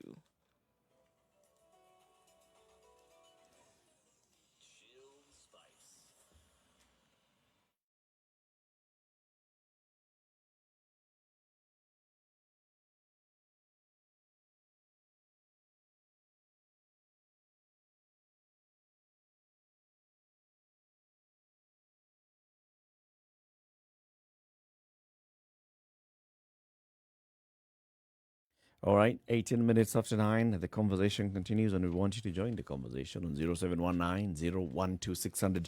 We have spoken today to Charles Nechai, who was the chairman of the Commission for the Implementation of the Constitution, and Nelson Harvey, who is the president of the Law Society of Kenya, looking at various aspects of the implementation of this constitution. Charles Nechai cautioned, and he said, look, if we are not vigilant, then there are several cadres of human beings in this society who intended to hijack this process, who were not very comfortable with the kind of constitution that had been proposed, that was passed by the people. And so they are clearly now starting to become more and more forceful and loud in the way in which they're trying to claw back on the gains of this particular constitution. And he says, if we're not careful, will be overtaken, will be overrun by this particular cadre of people. I mean, isn't it already happening? That's what he said. Yeah, it's already happening. So, I mean, it almost would be kind of like a deflating mechanism to people who really want to see, even that section of the society and population of Kenya, who want to see a constitution that has in its spirit and letter that is actually going to work for the people. But then you see that it is all an exercise in futility if it will not actually come to be. If there are people in positions who have the opportunity and power to manipulate the process, then what exactly is happening for the people? And that's the thing, to be able to call out things like that. How often is the conversation that the Constitution is not being implemented, or there's certain things that are stopping it? And the things that are stopping it are actually individuals who want to scuttle the process because they see that they will not be gainers if this thing actually came to light. You see, there are several categories. There's a category of the politician, whether it's a senator or a member of parliament, who is unfortunately said to be aligned to the president or the government. Starts there.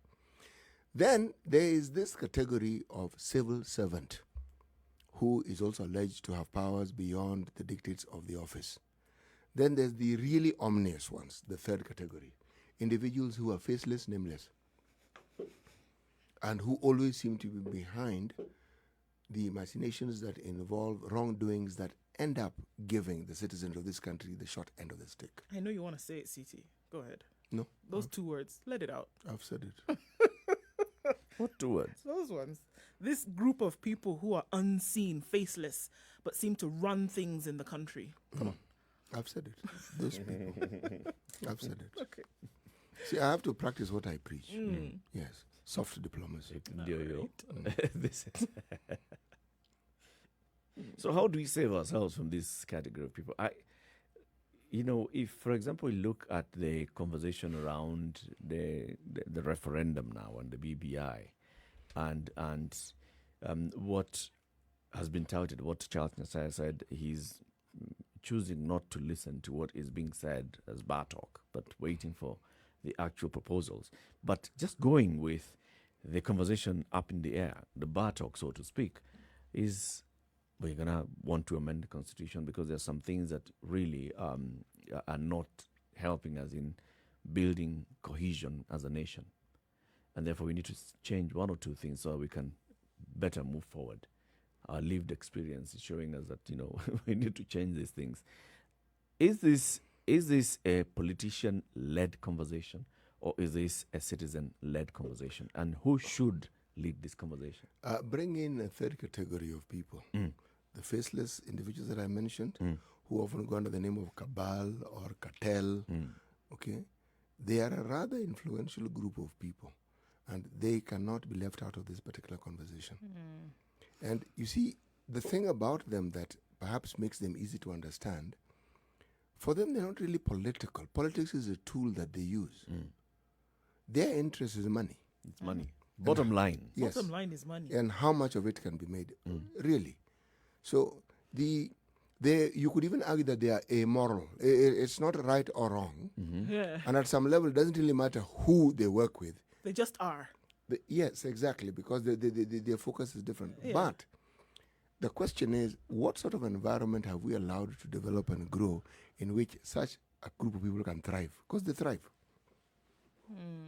When we read about a presidential decree being ignored completely, what on earth does that tell you? So what appears clear to me then, it's not who is involved, it's who is not benefiting from this. If the Constitution is supposed to be or a decision of we the people, then it really is not a decision of we the people. It really then is not for the benefit of us the people, you the Kenyans. It isn't.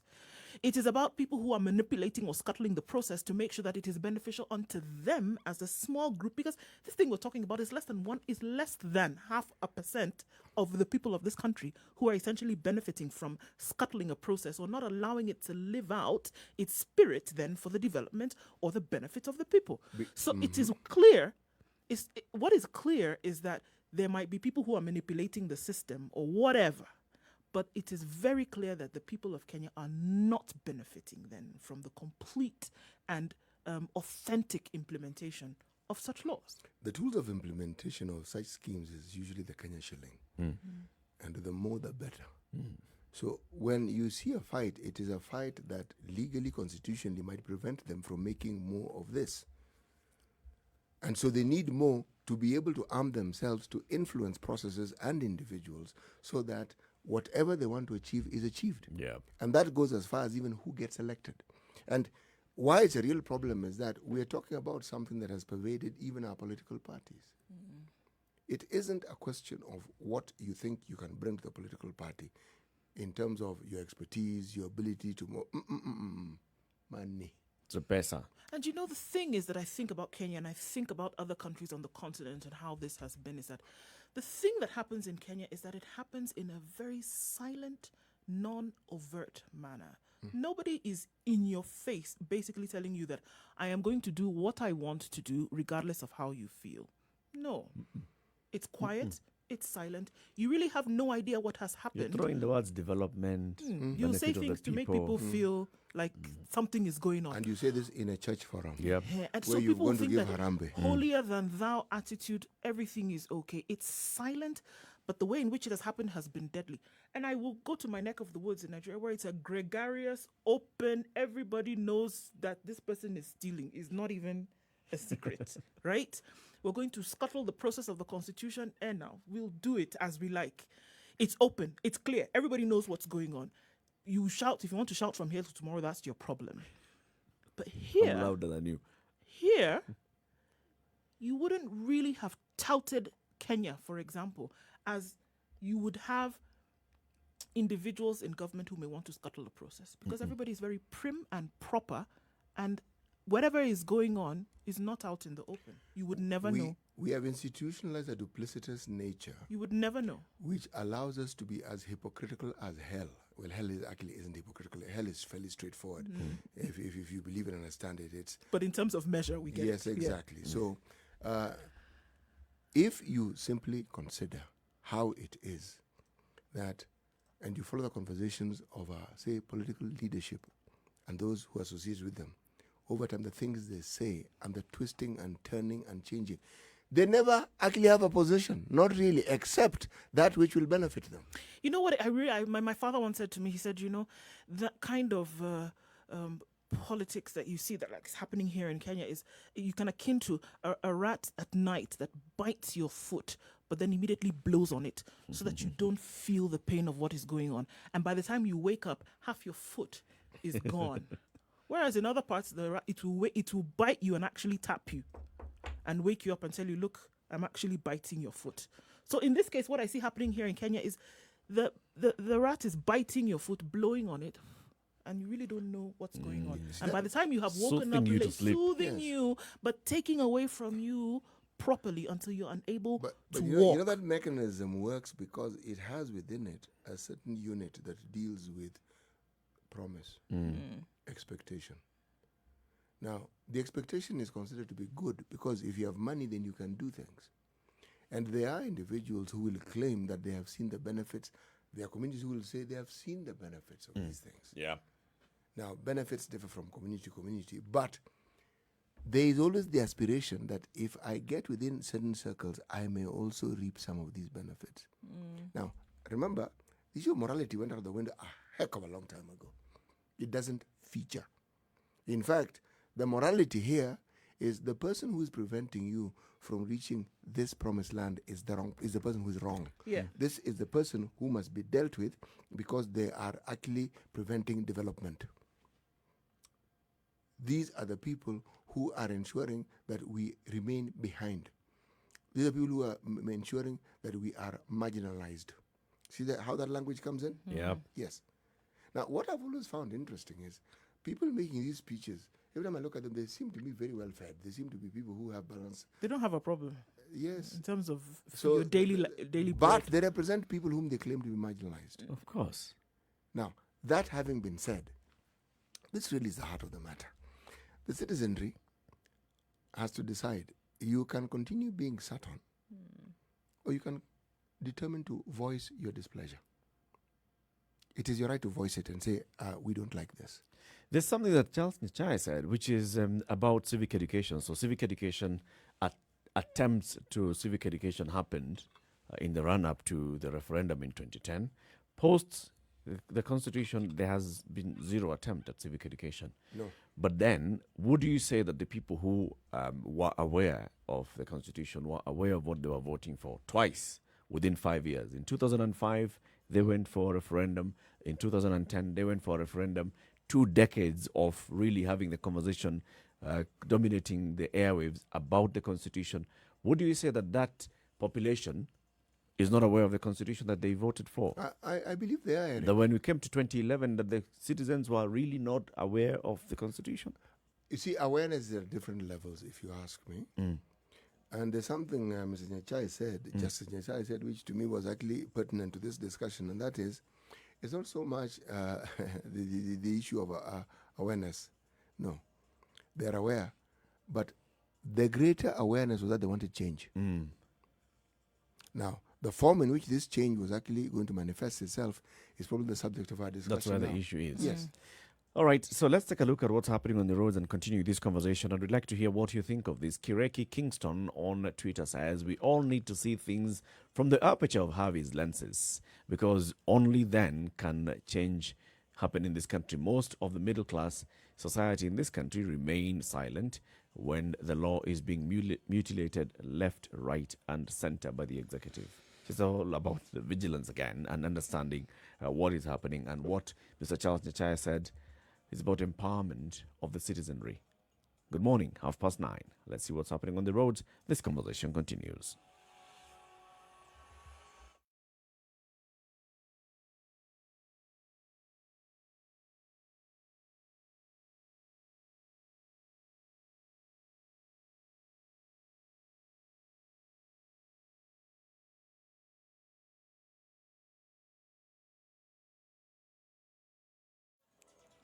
Mombasa Road still don't jam. I don't know what else to say, man. That's what it looks like around the city. Don't jam, don't jam. Mombasa Road today it's terrible. Honestly, I not fit talking for English again. It is that sort of jam, is it? Jam, don't jam, Mombasa Road. If you want carry go outside, outer ring, don't jam. Okay. You know they move. All right. Carry reach Nyayo Stadium, don't jam again. Okay. Today, your eye go clear. When? Okay. Man, I'm actually learning Nigerian. Where? See, me, I've got that one. Which means the Don Jam has gone where? And where is different from Nue. Yes, it is very different. But they may be related for all we know. Oh, yeah. No get where you they go today. If to say you no wake for morning, Omo, now for road you go sleep. See, almost come into the conversation. Omo, is you guy my guy. I be waiting in the column. Maze. Omo. Maze. 27 minutes to 10 o'clock.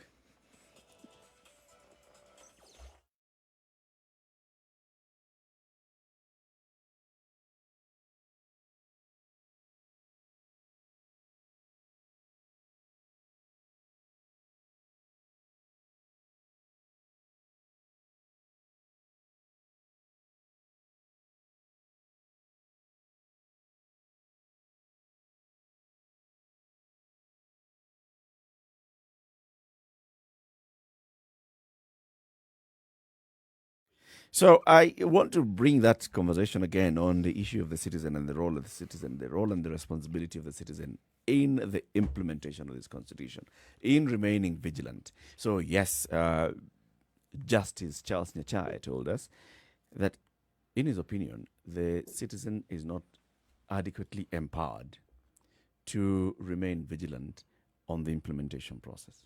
So the citizen really does not understand to great length or depth how much power they have on implementation of the Constitution, on ensuring that what was intended by this Constitution is actually achieved and realized.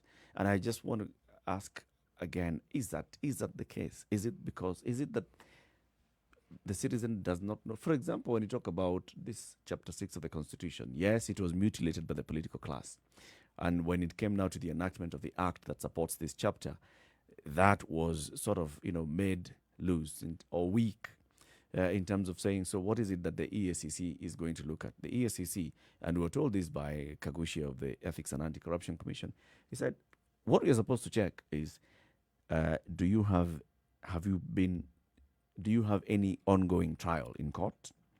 No? Tick. All right. Have you ever been jailed? Indicate. That's all that they're supposed to do.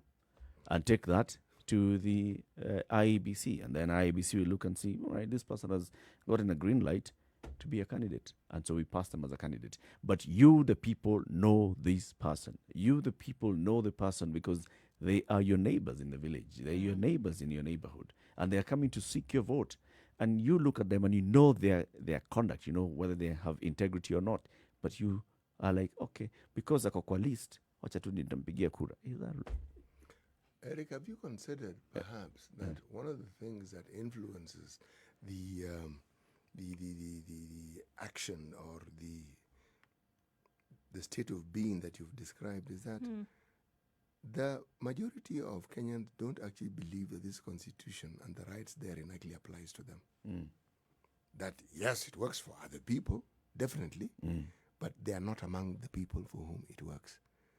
Meaning they have accepted that we have a disparity in our society, and they've also accepted it's like the situation that I'm in is actually where I am, and because of this, I do not have certain rights. Yes, you keep talking about it, but I actually don't have those rights. No, other people have them. Now, if someone believes that they don't have the rights, it doesn't really matter what you do. Their activity is not even hampered. It's shackled right from the get-go. So you accept this is my station and this is why more or less you'll go with the flow. This is what I'm entitled to in my station. Yes. So I'm not doing badly. I mean, a little suffering is necessary for me. A little hardship, a little hunger from time to time. Now it's when people say I don't have to stay hungry, and this doesn't have to be my lot. Yeah. Now, people around the country have said that vis-a-vis education in an earlier time and in the current time, understanding that the pursuit of it and the achievement of it would help bring about a change in your life. That is now an example of the refusal saying, no, there's an avenue here, I will continue pursuing this avenue until I get to where I want. Because this is an opportunity that's opened to me. Now, the unfortunate thing is now, when you have a situation like the one we have with the unemployment rate rising, and unfortunately our education is tied in, is joined at the hip with the expectation of employment, then suddenly that interest also now begins to get a beating. Yeah. But it doesn't mean that then that is an opportunity to give up. No. But how do you get this message across? Because really, people will succumb and they will go by their lived experience. We can say all these things and you say it, but they're thinking, yeah, we've heard what you've said, but you know something. What we see here is this, and it trumps what you're saying.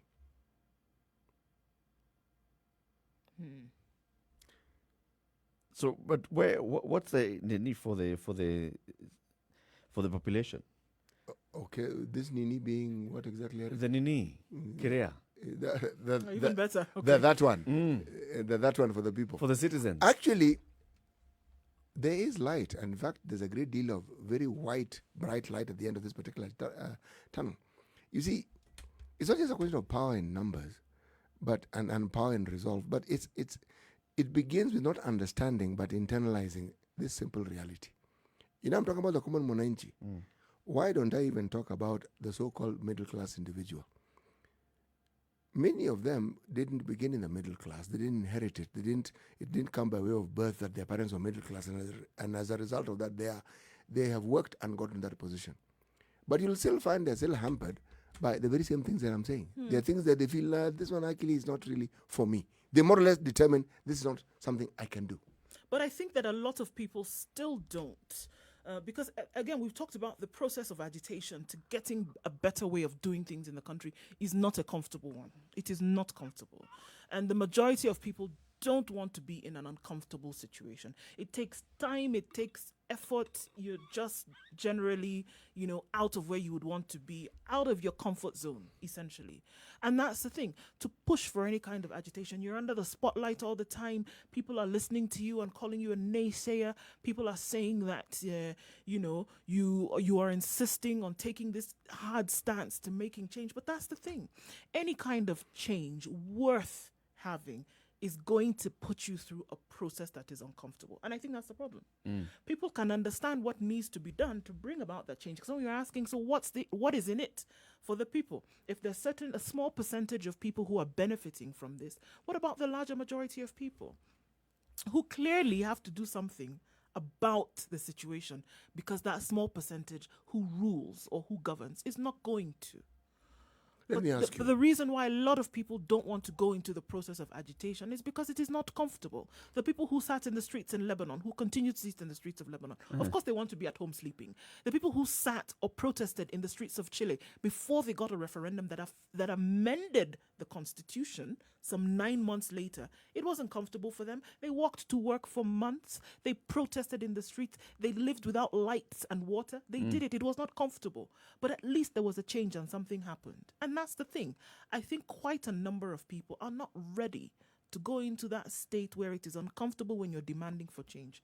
I mean, some of the things that he said, what is he going to be? He'll be persona non grata for some time. Quickly.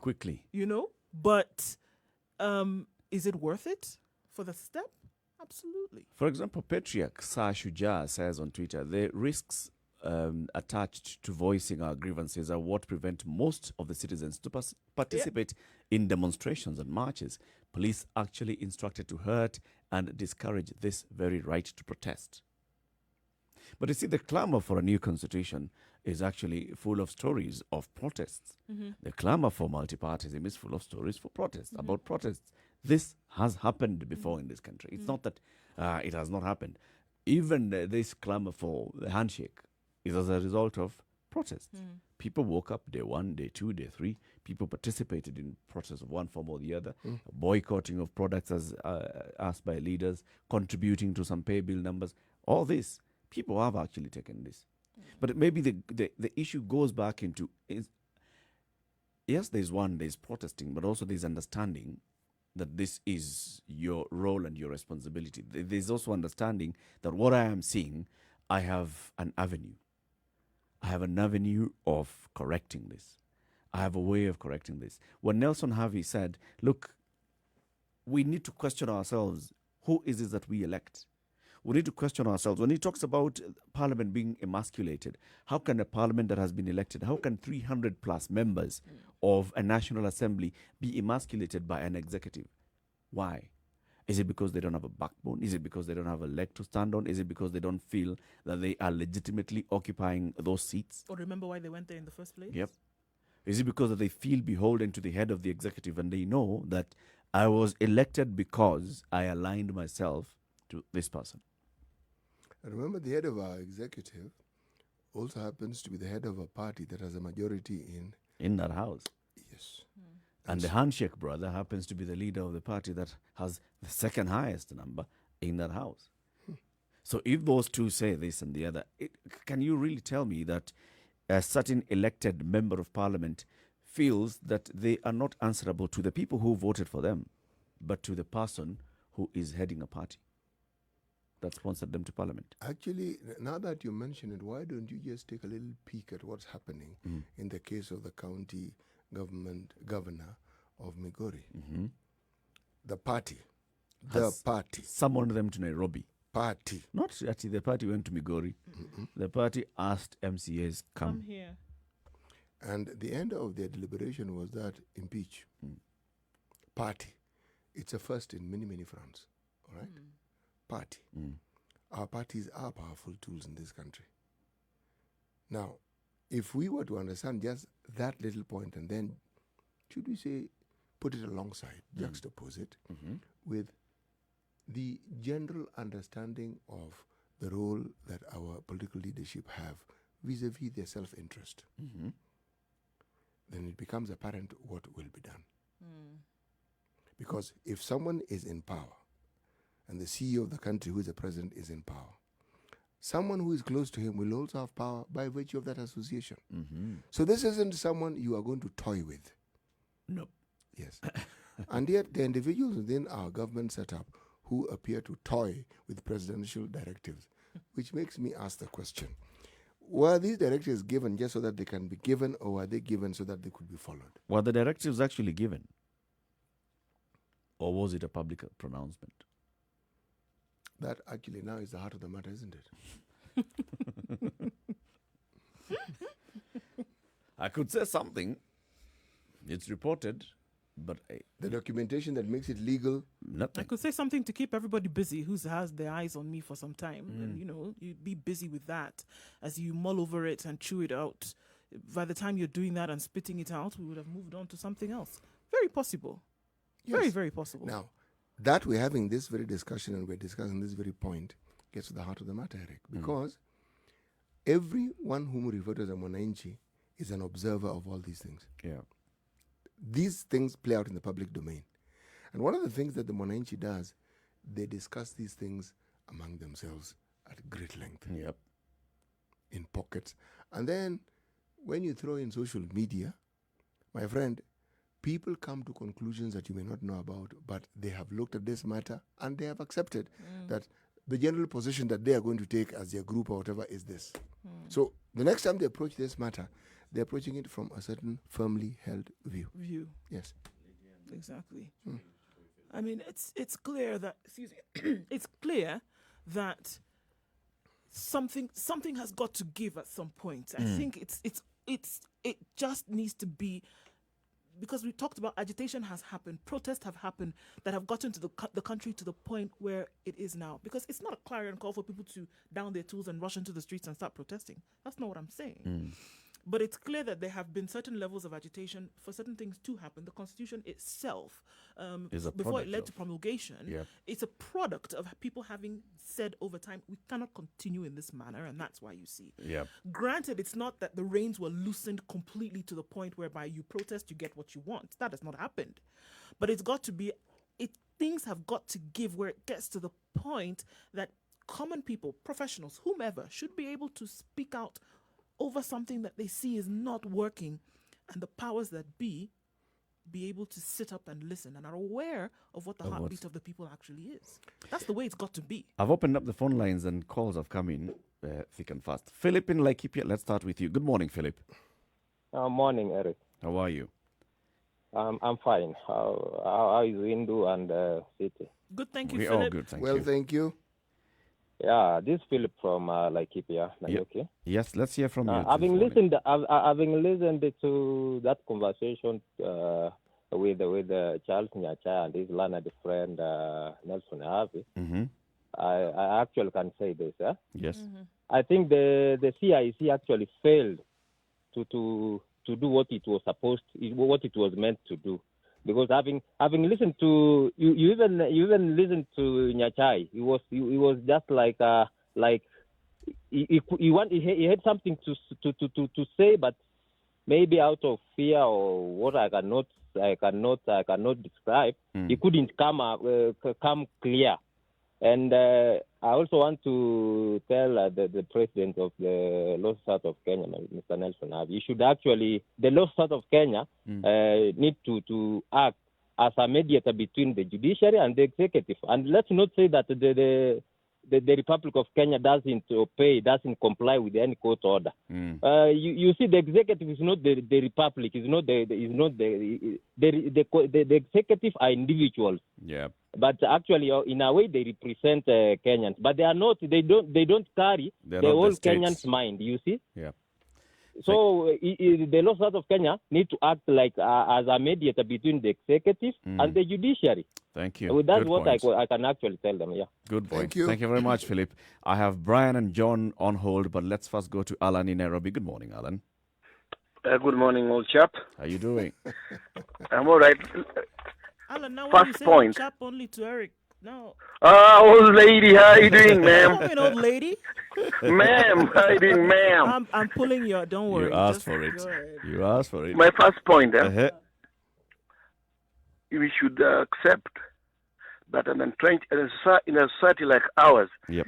change can only be elite-driven. What we call a vanguard.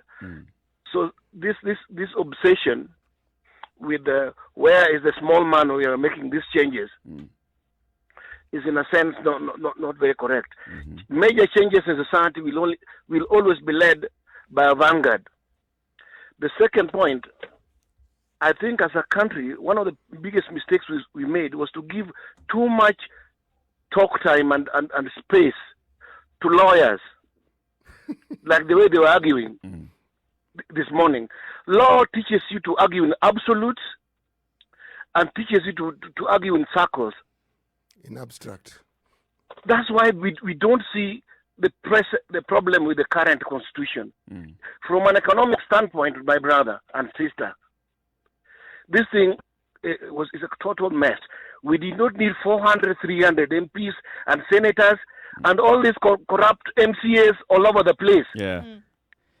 We ran away from a system that we had a very strong central civil service. Today, the public sector is in a total mess. My last point, the reason I agree with the BBI, the political elite in this country is a disorganized group that cannot even think about their own interests in a long-term way. That's why you find guys who are opposing this thing at this side, and today, right? Yeah.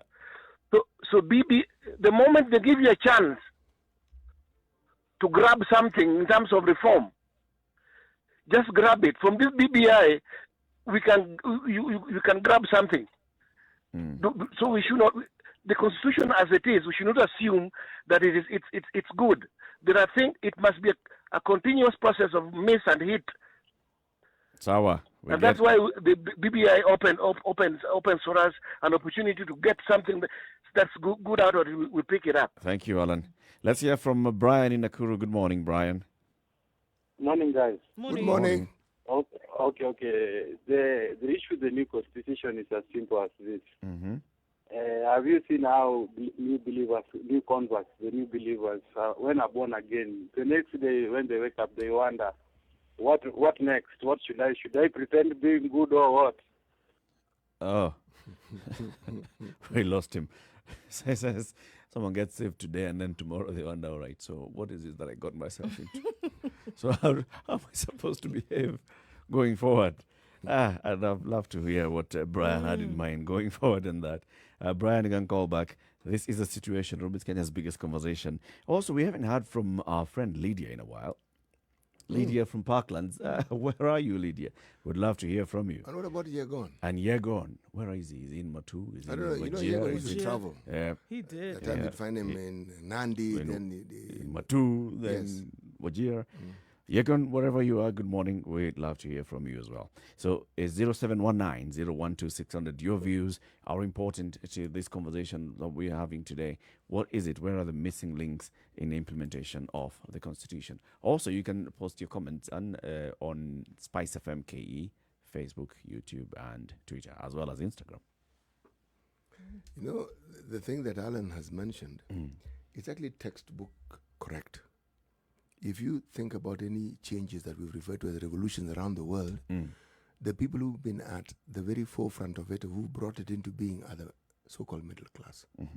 And they are the buffer, really, between the so-called, those who are not in the middle class. I'm trying to think of a word that I could use.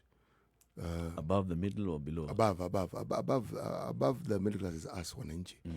It's not, that one is easy to understand. It's the other fellows. In a monarchy, it's easier to understand because you call them landed gentry, and also they are the group of people who are the facilitators of the things that actually happen, because they are the people who are probably in government. They are decision makers even in the private sector.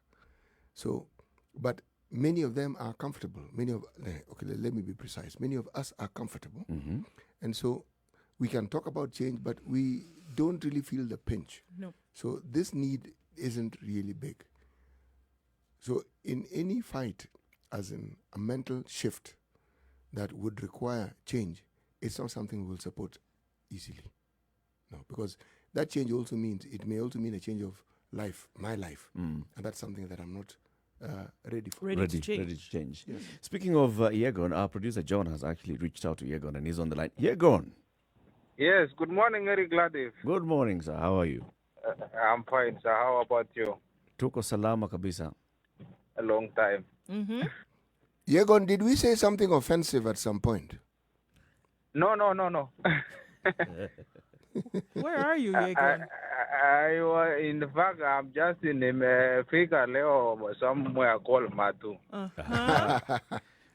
So I've been in Deep Kenya where there's no network, poor net. We are struggling with 1G or 2G, I don't know. Hey, Wow. but it's good to hear from you, Yegon. Yes, we've been talking about the implementation of the Constitution, how far we've gone in the journey in this implementation of the Constitution. What do you think so far? So far, I think for the last 7 years of devolution, we are really trying in terms of default governments. It's only that we still need to hold our leaders accountable, and even the government to stop being jealous in funding its people. Because as per Constitution, there were departments that was supposed to be default fully. And these departments should have been default systematically, maybe after a grazing period. But you find right now, 7 years down the line, the national government are still holding on some default functions. Like agriculture. In fact, agriculture, I don't know how many percent have they default. Because this is the department which is right now dormant in Kenya. In Kenya.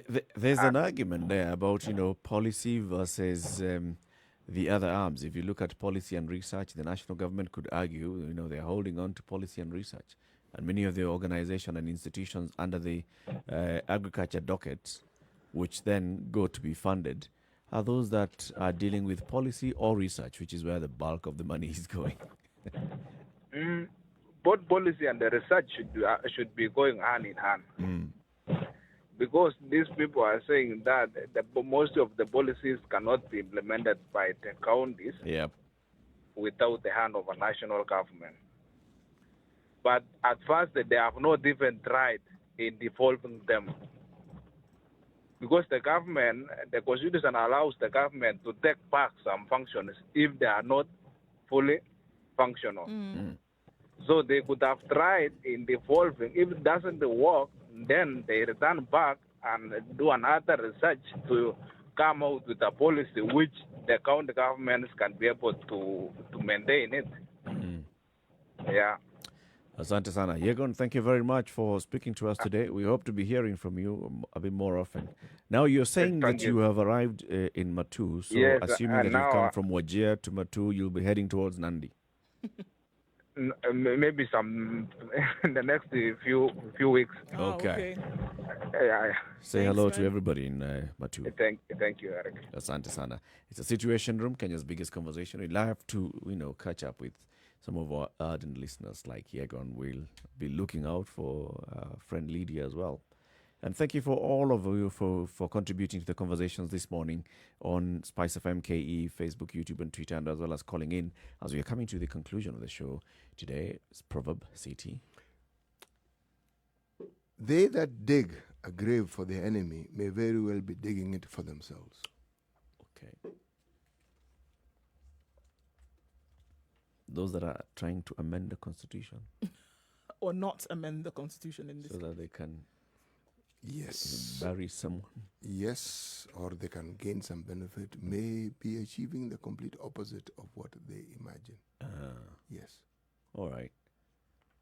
That's a good one. That's a good perspective. It is an interesting perspective, yes. All right. Thank you very much for your contribution today. Nduh, what is your closing remark on this particular one? Well, I think it's clear that, if it's an uncomfortable position, but it is the decision that has to be made, whether it is continuously speaking out in whatever forum you have, or, it's in order to get the majority of the people on the side where they benefit, agitation needs to happen. After all, how is the pearl formed? The pearl is formed through agitation, through those grits of sand, and you get something beautiful out of it. Okay. Join us again tomorrow, 6 a.m. to 10 a.m. for more conversations on this. The conversation must continue, as C.T. Muga would say. Now until 3 o'clock, uninterrupted music, and then Monique will be here on Spice Drive, 3 to 7. The adults in the room will take over thereafter from 7 o'clock to 10 o'clock. Eric Latiff, Nduh Okoh, C.T. Muga, bidding you goodbye and have a lovely Wednesday. Good morning. It's now 10 o'clock.